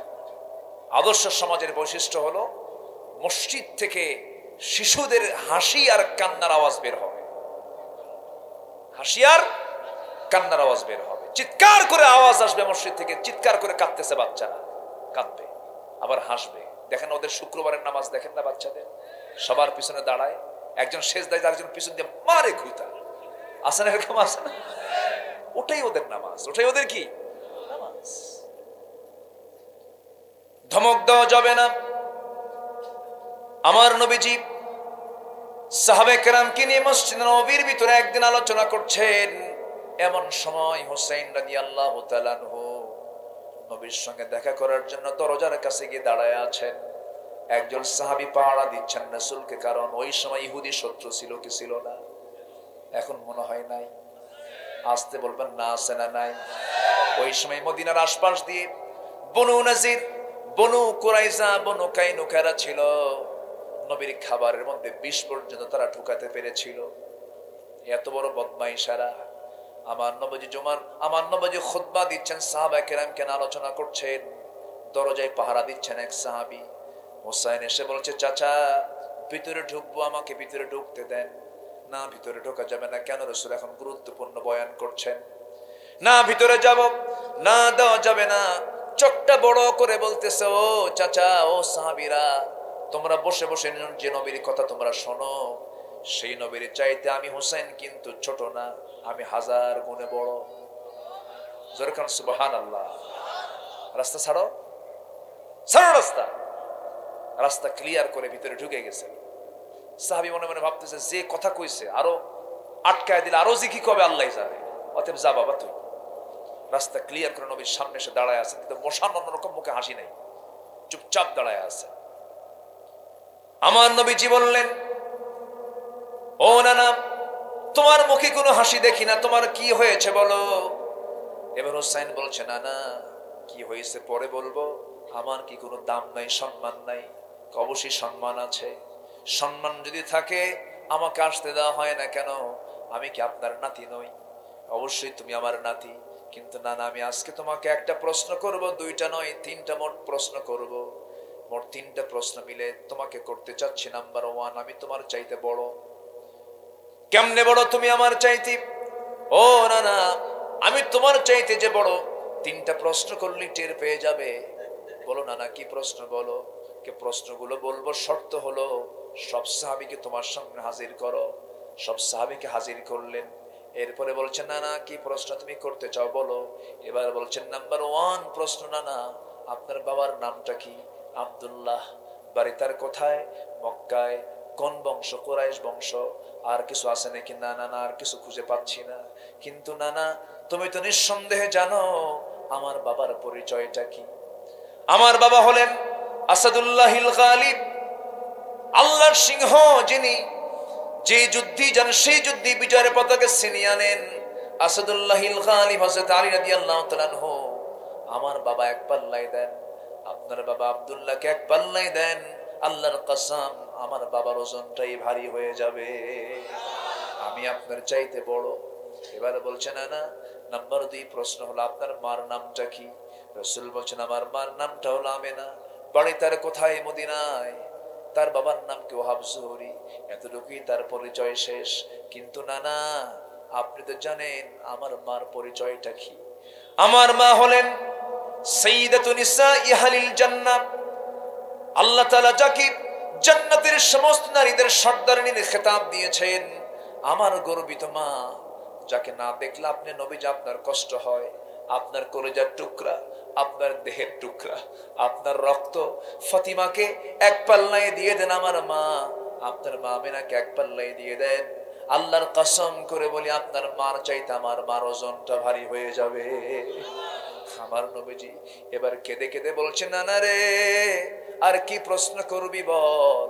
এবার হোসেন করলেন কি নবীর বুকের উপরে গিয়ে বসে বলছে, নানা নাম্বার 3 প্রশ্ন হলো আপনি বলেন তো আপনার নানার নামটা কি? আপনার নানার নামটা কি? আমার নবীজি সঙ্গে সঙ্গে কেঁদে কেঁদে বলছেন, আমার নানার নাম হলো ওয়াহাব যুহরি। বাড়ি তার কোথায়? মদিনায়। এতটুকুই তার পরিচয় শেষ। কিন্তু নানা আপনি কি জানেন আমার নানার পরিচয়টা কি? আমার নানা কি? আমার নানা হলেন সর্বকালের সর্বযুগের সর্বশ্রেষ্ঠ মহামানব রাসূল আকরাম নবী মুকাররম জনাবে মুহাম্মদুর রাসূলুল্লাহ সাল্লাল্লাহু আলাইহি সাল্লাম। আমার নানাকে এক পাল্লায় দাও নানা, তোমার নানা ওয়াহাব যুহরিকে এক পাল্লায় দাও। আল্লাহর কসম, আল্লাহর কসম আমার নানার ওজনটাই ভারী হয়ে যাবে।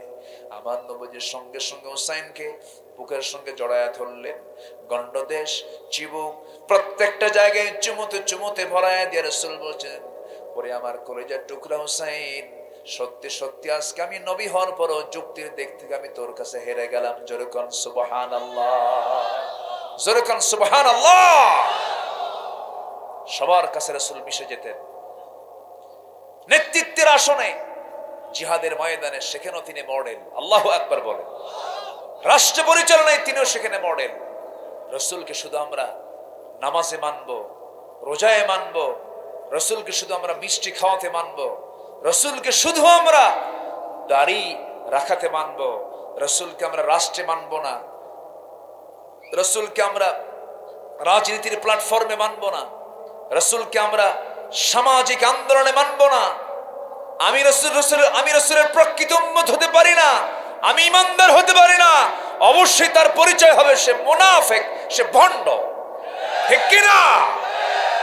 রাসূলকে মানতে হবে এক জায়গায় না সব জায়গায়? এক জায়গায় না সব জায়গায়? সব জায়গায় মানতে হবে। রাসূলকে ভালোবাসার দরকার আছে না নাই? নিজের জীবনের চাইতে কম না বেশি? কম না বেশি? বেশি। কেমন বেশি বাঁচতে হবে? সাহাবে কেরামদের দৃষ্টান্তগুলো দিলে একটু ইজি হয়ে যায়। একটু পরে আসি। পাপ কাজ যখন করবে বান্দা, তার মধ্যে 7টা নিন্দনীয় জিনিস চলে আসে। আমি বলছিলাম না, এর মধ্যে 1 নাম্বার হলো সে নির্লজ্জ হয়ে যায়। নাম্বার 2 হলো তার সৌন্দর্য নষ্ট হয়ে যায়। নাম্বার 3, সে রোগাক্রান্ত হয়ে পড়ে। পাপ আছে যেখানে, রোগ আছে। রোগ আছে। আজকের দুনিয়া পাপের সংখ্যা কম না বেশি? রোগের পরিমাণও কম না বেশি? বেশি। পাপ যত বাড়বে, রোগ তত বাড়বে। তাহলে 1 নাম্বার নির্লজ্জ হয়ে যায়। নাম্বার 2, সৌন্দর্য নষ্ট হয়ে যায়। নাম্বার 3 হলো রোগাক্রান্ত হয়ে পড়ে। নাম্বার 4 হলো রিজিক বরকত শূন্য হয়ে যায়। 1000 কোটি টাকার মালিক কিন্তু শান্তিতে ঘুম হয় না, আরামে ঘুম হয় না, আত্মহত্যা করতে উদ্যত হয়ে যায়। গত 2 বছর আগের কথা বলছি, ধানমন্ডির একজন বাসিন্দা, একজন নায়কের শ্বশুর ফেসবুক লাইভে এসে, ঠিক আছে না, ফেসবুক লাইভে এসে জনগণকে জানিয়ে দিল, আমার বউ আছে, আমার ছেলে আছে, আমার মেয়ে আছে, আমার সন্তান আছে, আমার জামাই আছে, সব থাকার পর আমি শান্তিতে নাই। আর সবাই আমাকে ঠকিয়ে দিয়েছে, আমি বাঁচবো না। নিজের বৈধ লাইসেন্স ওয়ালা পিস্তলটা নিয়ে মাথায় ঠেকিয়ে লাইভে এসে দুনিয়া থেকে বিদায় হলো। টাকার কোনো অভাব নাই, সম্পদের কোনো অভাব নাই। ধানমন্ডির বাসিন্দা আত্মহত্যা করলো কেন? কোনো বরকত তার জীবনে নাই। বরকত শূন্য হয়ে যাবে, আরাম পাবে না। 1000 কোটি টাকার মালিক বাড়িতে এসে দেখবে বউটা আরেক জায়গায় লাইন মারে, মেয়ের ঘরের রুমের মধ্যে, মেয়ের ঘরের মধ্যে ঢুকে দেখবে বালিশটা টান দিলে মেয়ের ঘর থেকে ইয়াবা বের হচ্ছে। ছেলের ঘরে ঢুকে দেখবে বালিশ টান দিলে পিস্তল বের হয়। বাপ ছেলেকে শাসন করতে নিয়ে বলে, তোর হাতে, তোর গায়ে কেন পিস্তল, তোর শরীরে কেন পিস্তল? এমন তো করা ঠিক না। ওই সন্তানটা খেপে গিয়ে বাবার মাথায় পিস্তল ঠেকায় বলে, বেশি কথা কবি না, খাইয়া ফালাম। আছে না নাই? আছে না নাই? 1000 কোটি টাকার মালিক, কিন্তু শান্তি নাই। কেন শান্তি নাই? আল্লাহ নিজেই বলছেন, আমি তোকে শান্তিতে রাখবো না। ওমান আ'রাদা আন যিকরি ফাইন্না লাহু মাঈশাতান দানকা ওয়া নাহশুরুহু ইয়াওমাল কিয়ামাতি আ'মা। আমার জিকির থেকে, আমার তেলাওয়াত থেকে, আমার কালাম থেকে, আমার স্মরণ থেকে তুই দূরে থাকবি, দুনিয়ার জীবনটা আমি তোর জন্য সংকীর্ণ করে দেব। এটা কার ওয়াদা? কার কথা এটা? আল্লাহর কথা। 1000 কোটি টাকার মালিক ঘুম হয় না, 4-5টা ওষুধ একসঙ্গে খায়, এক মুঠ ভরা ওষুধ খায়, ঘুম ধরে না। আর সারাদিন ভ্যান চালায়, রিক্সা চালায়, যায় আদা সিদ্ধ ডাল দিয়ে ভর্তা, আদা সিদ্ধ ভাত, এরকম মোটা চাউলের ভাত নিয়ে বসে খাইতে, একসাথে হাফ কেজি চাল, 1 কেজি চাল খাইয়া শেষ। যখন ঘুমাতে যায় বালিশও লাগে না, ইটের উপরে মাথা রেখে এমন নাক ডাকা ডাকে, ট্রাকের ইঞ্জিন ফেল। আছে না নাই? এটার নাম হলো শান্তি। আচ্ছা বলেন তো, গ্রামের লোক বেশি খায় না শহরের লোক বেশি খায়? হ্যাঁ, টাকা বেশি কাদের? শহরের লোকের বেশি টাকা না? তো ওরা তো বেশি খাওয়ার কথা, টাকা বেশি, ওদের খাওয়া বেশি হওয়ার কথা। কিন্তু আল্লাহ কইছে, তোর টাকা দিছি আর এদের খাওয়া দিছি। যা জোরে কান সুবহানাল্লাহ। তোরা টাকা দেখবি আর এরা খাবার দেখবে, তাহলে কোনটা উত্তম কর? হ্যাঁ, এটাই। আমি শেষ করে দিই নাকি? আলোচনা চলো। এত সুন্দর মানুষ আপনারা, বলি আলহামদুলিল্লাহ। ফজর নামাজ পড়বেন তো নাকি? ফজর হবে তো? এটা যেন মাথায় থাকে। এই যে ওঠে ধরেন তো, ওই যে বসেন বসেন। ও আবার আসবেন তো না? ও আচ্ছা, ও অনেক রাত তো হয়ে গেছে। আর শীতের রাত তো, গরম হলে পরে এই প্রবলেমটা বেশি হয় না। শীত তো, লাইন তো একটাই, উপায় তো নাই। বসে, আমি কষ্ট দিয়ে ফেলতেছি মনে হয় আপনাদের, একটু বসে। তাহলে শহরের লোক যখন খেতে বসে তখন কি বড় প্লেট নিয়ে বসে না ফাঁকি প্লেট? মানে প্লেটের তলাও নাই, ফ্ল্যাট সমান। মানে ওই প্লেটের ডাইল খাওয়ার কোনো কায়দা নাই। ডাল টাল খেতে পারবে না, কোনো ঝোল টোল খেতে পারবে না। একটা ফাঁকিবাজি একটা প্লেট নিয়ে বসে, চাট আগে নেয়, চাট ডাক্তার ওর পিএস বলে দেয়, এই যে স্যার, এই যে চাট, কি লেখছে রে দেখতো, 2টা রুটি, কোন ক্রমেই 200 গ্রামের বেশি নয়। কি কথা বলছেন? আচ্ছা, এরপরে সুগার নিষিদ্ধ, সুগার নিষিদ্ধ। ফল খাওয়া যাবে, তবে একটা আঙ্গুরের 2টি নয়। আঙ্গুর কটা খাবে? একটা, 2টা খাওয়া যাবে না। আপেল 3 ভাগের 1 ভাগ খাবে। কি কথা কি বুঝতেছেন? 1000 কোটি টাকার মালিক, আপেল 3 ভাগের 1 ভাগ, আঙ্গুর একটা খাবে, আর ওগুলোর দিকে ছায়া থাকবে, খেতে পারবে না। খাবে কয়টা? আর সবগুলো যে থাকবে ওগুলো খালি ছায়া থেকে দেখবে, খাওয়ার কোনো কায়দা, খালি ছায়া থেকে দেখবে। আর গ্রামের লোক যখন খাইতে বসে, তখন কি ওইরকম প্লেট নিয়ে বসে? কি নিয়ে বসে?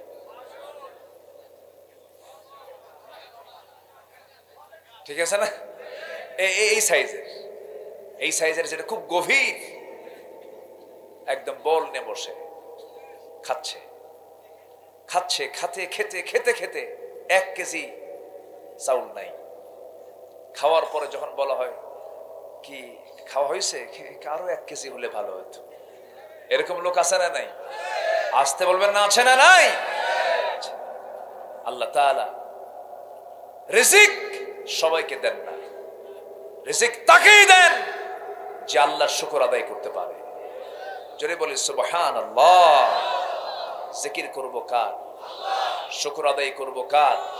আমার রিজিক দিবেন কে? আল্লাহ রিজিক দিবেন। রিজিক শূন্য হয়ে যায় তখনই যখন বান্দা পাপের দিকে চলে যায়, যখন বান্দা নিজেকে জিকির থেকে মুক্ত রাখে। নাম্বার 5 হলো, যখন মানুষ পাপ কাজ করে তখন তাকে সবাই ঘৃণা করে। পাপী লোকটাকে কিন্তু পাপী মানুষ ঘৃণা করে, মুনাফিককে মুনাফিক মানুষ ঘৃণা করে। যখন কোনো বান্দা পাপ করে, ওই বান্দাকে সব মানুষ ঘৃণা করে, কিন্তু সামনে যখন পড়ে যায় জোর করে সালাম, আর মনে মনে কয় বদমাইশ। মনে মনে কি কয়? বদমাইশ। সালাম একখান দেয়, কারণ সামনে পড়ে, সালাম না দিলে কেমন হয়, সালাম একখান দিয়া কয় সুযোগ পায়। কি কথা বোঝেন নাই? আমার বন্ধুগণ, সবাই তাকে ঘৃণা করে। নাম্বার 6 হলো, পাপ যখন করে বান্দা তখন তার অন্তরটা কালো হয়ে যায়, অন্তরের মধ্যে কোনো দয়া মায়া কাজ করে না, যা ইচ্ছা সে করতে চায়। নাম্বার 7 হলো, যখন কোনো বান্দা পাপ কাজ করবে তখন তার কোনো দোয়া আল্লাহর দরবারে মঞ্জুর হয় না, কোনো দোয়া আল্লাহর দরবারে মঞ্জুর হয় না। দোয়া কবুলের শর্ত হলো পাপ থেকে নিজেকে গুটিয়ে রাখা, তবে পাপ যে হবে না তা নয়। সবার জীবনে এখানে যারা বসে আছেন, পাপ আছে না নাই? আসতে বলবেন না, আছে না নাই? পাপ থাকে না ফেরেশতার, পাপ থাকে না কার? ফেরেশতা পাপ করবে কেমনে? তার তো যোগ্যতাই নাই পাপ করার। এই জন্য ফেরেশতার পাপ নাই, কিন্তু পাপ করার যোগ্যতা আল্লাহ তাআলা বান্দাকে দিয়েছেন। এই জন্য বান্দার পাপ করার যোগ্যতা আছে বলে পাপ কাজ বান্দা করে। আল্লাহ বলেন, বান্দারে পাপ যখন তুই করিস, অনুতপ্ত হৃদয়ে যদি চোখের পানি ফেলে আমার কাছে কাঁদতে পারিস, সমস্ত পাপকে মাফ করে আমি তোকে জান্নাত দিয়ে দেব। আমার বন্ধুগণ, পাপের কথা কাউকে বলতে নেই, পাপের কথা কারোর সঙ্গে শেয়ার করতে নেই, পাপের কথা কারোর সঙ্গে বলতে নেই, প্রকাশ করতে নেই। কারণ পাপ আপনি করেছেন, পাপটা প্রকাশ পায় নাই, গোপন করেছেন কে? আস্তে করে গোপন করে রেখেছেন কে? সেই সময় আপনি যখন নামাজে দাঁড়াবেন, নামাজে দাঁড়ানোর সময় বলতে হবে, আল্লাহ আমি গোপন পাপটা করেছি, এত বড় নোংরামি আমি করেছি, কেউ তো জানে না তুমি ছাড়া। আল্লাহ তোমাকে বললাম, আল্লাহ আমি আজকে তোমার কাছে শপথ নিলাম, তওবা করলাম, জীবনে এই পাপ কাজ আমি আর করব না। যে বান্দা এমন করে সিদ্ধান্ত নিয়ে আল্লাহর কাছে ক্ষমা চায়, আল্লাহর কসম করে বলি, এমন তওবা করলে আল্লাহ তাআলা সেই তওবা কবুল করে নেন। জোরে কোন সুবহানাল্লাহ। মাফ চাইবো কার কাছে? আস্তে বল, মাফ চাইবো কার কাছে? আল্লাহর কাছে। গুনাহ হয়ে গেছে, মাফ চেয়ে নেব। পাপ হয়ে গেছে, মাফ চেয়ে নেব। আল্লাহকে দূরে রাখবো না, আল্লাহকে কাছে রেখে নেব, খুব কাছে টানবো। এই দুনিয়া ছেড়ে যখন চলে যাব, এই দুনিয়া ছেড়ে চলে যাওয়ার পর দিন শেষে কেউ কিন্তু আমার আপন নয়। আমার আপনটাকে বলেন, আসতে বলবেন আমার আপনটাকে বলেন। আমার বউয়ের জন্য আমি কত কি করলাম, ছেলের জন্য কত কি করলাম, মেয়ের জন্য কত কি করলাম। একদিন যখন অচিন পাখি যখন আমার খাঁচা থেকে যখন বের করে নিয়ে যাবে মালাকুল মউত, আমি যেদিন মরে যাব রে, মরে যাওয়ার সঙ্গে সঙ্গে যত্ন করা দেহটা আমাকে দ্রুত গতিতে দুনিয়া থেকে আমাকে আউট করে দেবে।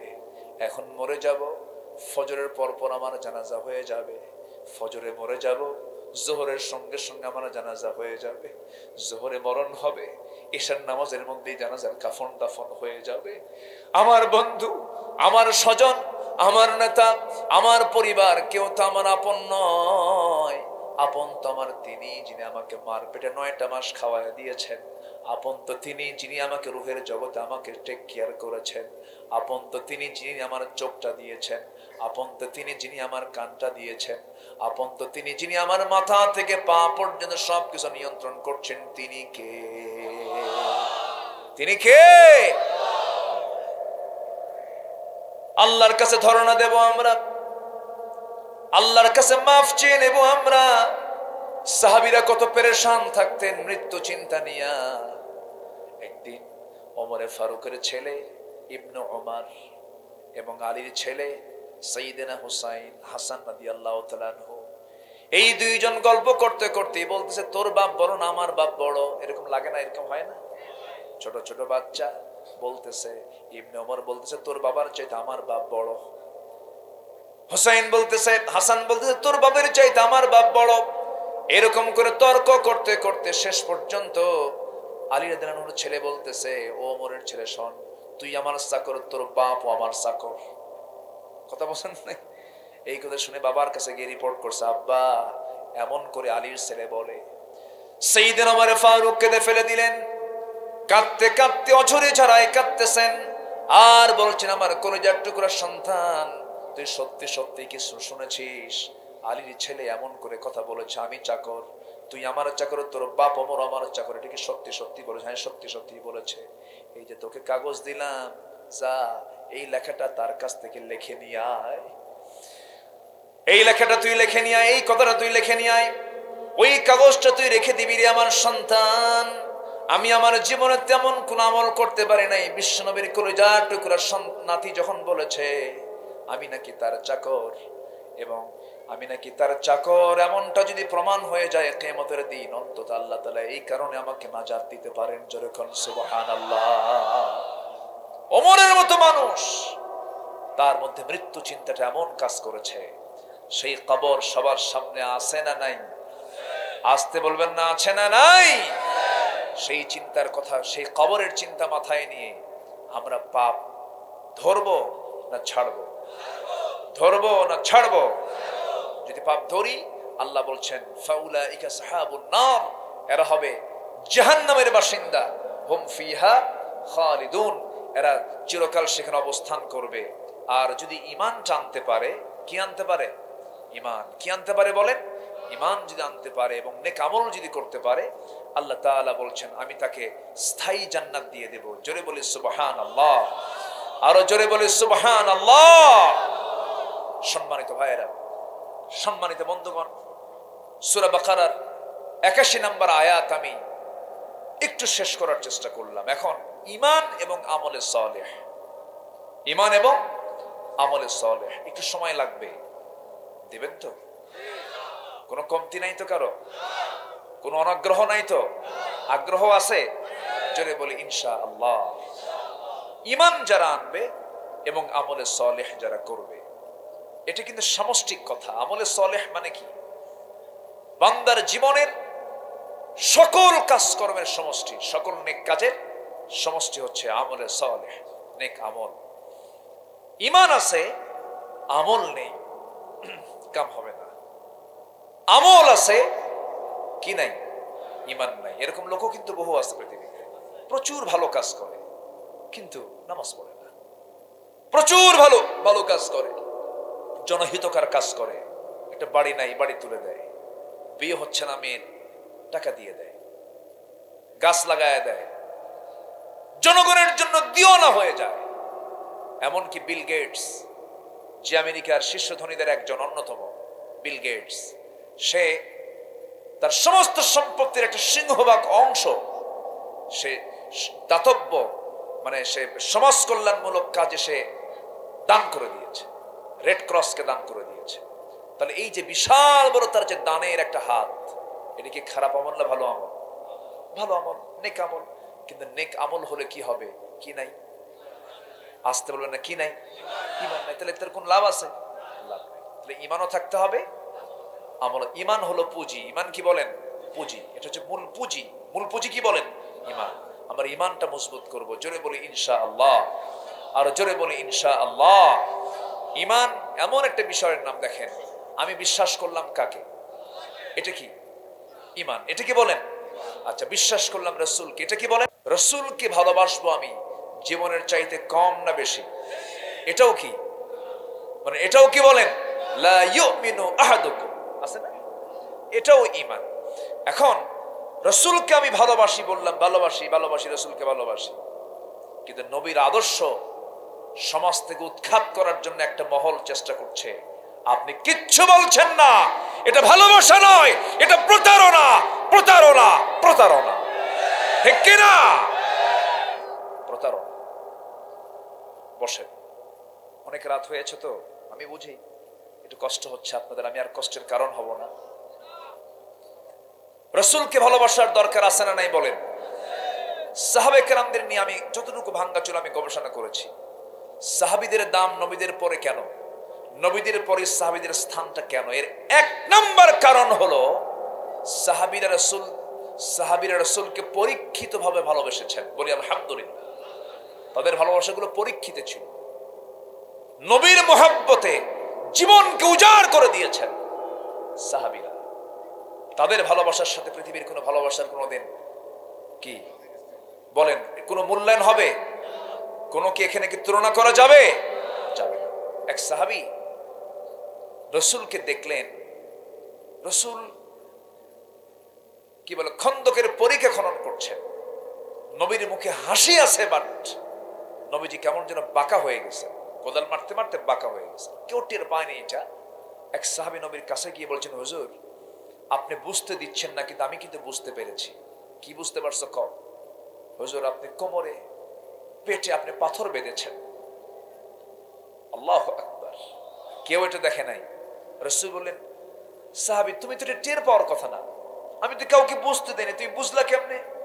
হুজুর আমি আপনাকে খুব গভীর ভাবে ভালোবাসি, আপনার চাল চলন, হাঁটা চলা ফেরা, আপনার বডি ফিটনেস সব আমি লক্ষ্য করি, নিশ্চিত আপনি পেটে পাথর বেঁধেছেন। রাসূল বললেন, সাহাবী কাউকে বলার দরকার নাই। আমার সাহাবীরা কাঁদবে। হুজুর তাহলে আপনি আমাকে একটু অনুমতি দেন। কি অনুমতি? এটা বাড়িতে যাই, বাড়িতে গিয়ে সুন্দর আমার একটা ছাগল আছে, ছোট্ট ছাগল, জবাহ করে আমি আপনার জন্য খাবার প্রস্তুত করি। আচ্ছা করো, যাও। অনুমতি দিলেন। বাড়িতে এসে বউকে সাথে নিয়ে রান্না বান্না কমপ্লিট করে বউ বলতেছে যে যাও রাসূলকে নিয়ে আসো বাড়িতে, কিন্তু ছোট ছাগল তো, কানে কানে বলো রাসূল যেন বেশি লোককে সাথে না নিয়ে আসে। আচ্ছা।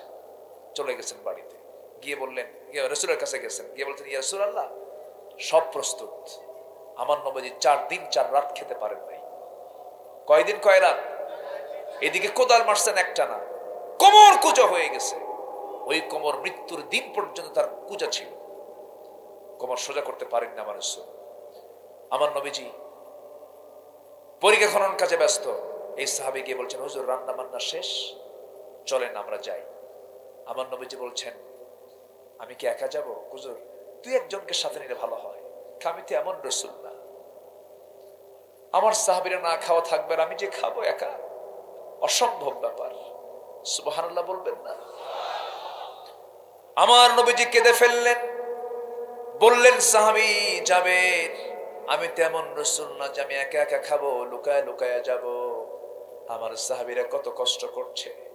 নবীজি সুন্দর করে মুস্কি হাসি মেরে দাঁড়ায় গেলেন, হাত উঁচু করে বলেন, সাহাবীরা তোমাদেরকে আমি একটা দাওয়াত দিচ্ছি, তোমরা সবাই মিলে চলো, চলে যায় আমরা জাবেরের বাড়িতে দাওয়াত খেতে।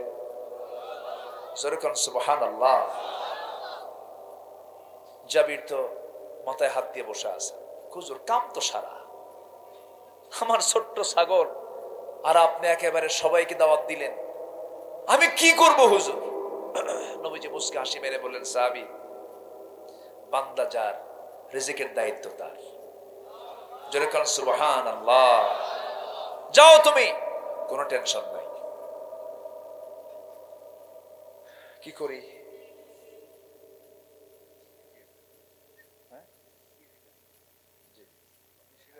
বেশি রাত হয়ে যাচ্ছে, আমরা দোয়া করি।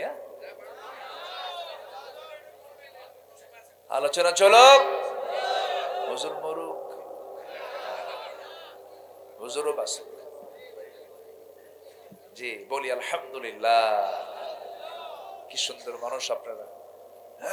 আমরা আমল করব, যে ঈমান এনেছি আমরা, এই ঈমানকে কার্যকর করার জন্য আমরা আমল করব। জোরে বলি ইনশাআল্লাহ।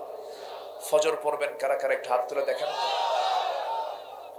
জোরে বলি ইয়া আল্লাহ, আমাদেরকে ফজর, যোহর, আসর, মাগরিব, ইশা 5 ওয়াক্ত সালাত আদায় করার তৌফিক তুমি আল্লাহ দিয়া দাও। জোরে বলি আমিন। আরো জোরে আমিন, আরো জোরে আমিন। কষ্ট দিয়ে ফেললাম মনে হয়। নামাজ পড়লে কে বেজার হয়? খুশি কে হন? নামাজ না পড়লে খুশি কে হয়? শয়তান সবচেয়ে বেশি খুশি হয় হলো ফজরের সময় ঘুমালে। যাক, শুরুতেই কাম হয়েছে আমার। এই জন্য আমরা বেশি রাত না করি, ফজরে যেন কাজা না হয়, আমরা যেন ঠিক মতো আদায় করতে পারি। জোরে বলি ইনশাআল্লাহ। অনেক কথা বলেছি, ভাঙ্গা চূড়া যতটুকু হয়েছে আমরা আমল করব। জোরে বলি ইনশাআল্লাহ। কিন্তু দাওয়াতটা শেষ করা দরকার, তাই না? নবীজির দাওয়াতটা একটু শেষ করা দরকার, যদি আরো ঘন্টাখানেক লাগে। জি আমার দিকে তাকান। জি ইনশাআল্লাহ, ইনশাআল্লাহ আমি শেষ করে দিচ্ছি। আমার নবীজি বললেন তুমি যাও, উনি চলে গেছেন। বউকে বলেন, বউ কাম তো সারছে কেন? 6 কেজি ছাগল, ওইদিকে 600 সাহাবী। বউ কয় আপনি চিন্তা করেন কেন? রাসূল কয় নাই?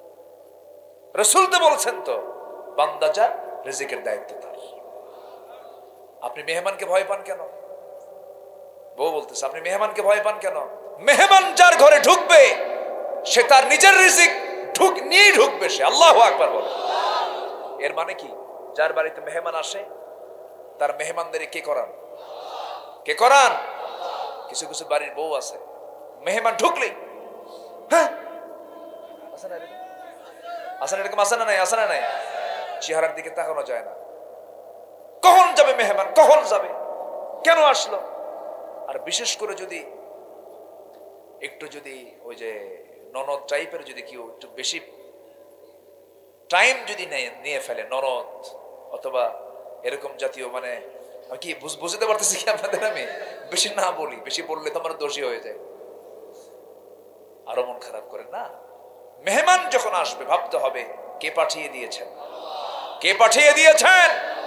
মেহমান আসা মানে ওই বাড়ির হাড়ির খাবার কখনো না ফুরে যাওয়া, এটা মাথায় রাখবেন।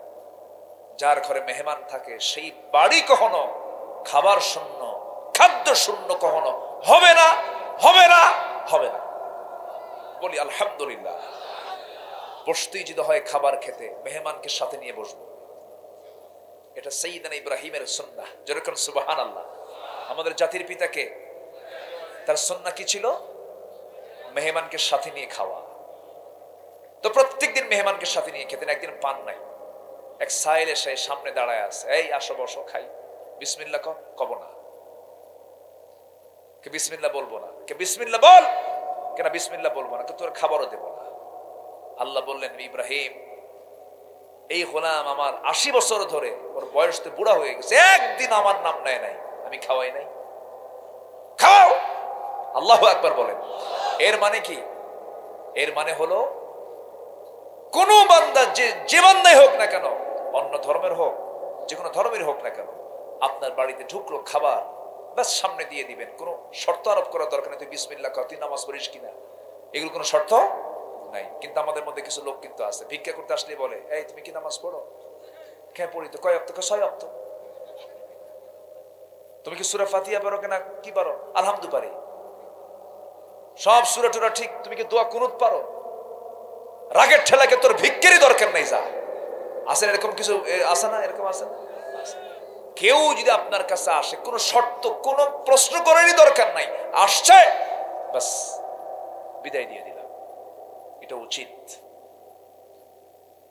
আমার নবীজি বললেন, জাবের তুমি চলে যাও, আমি আসতেছি।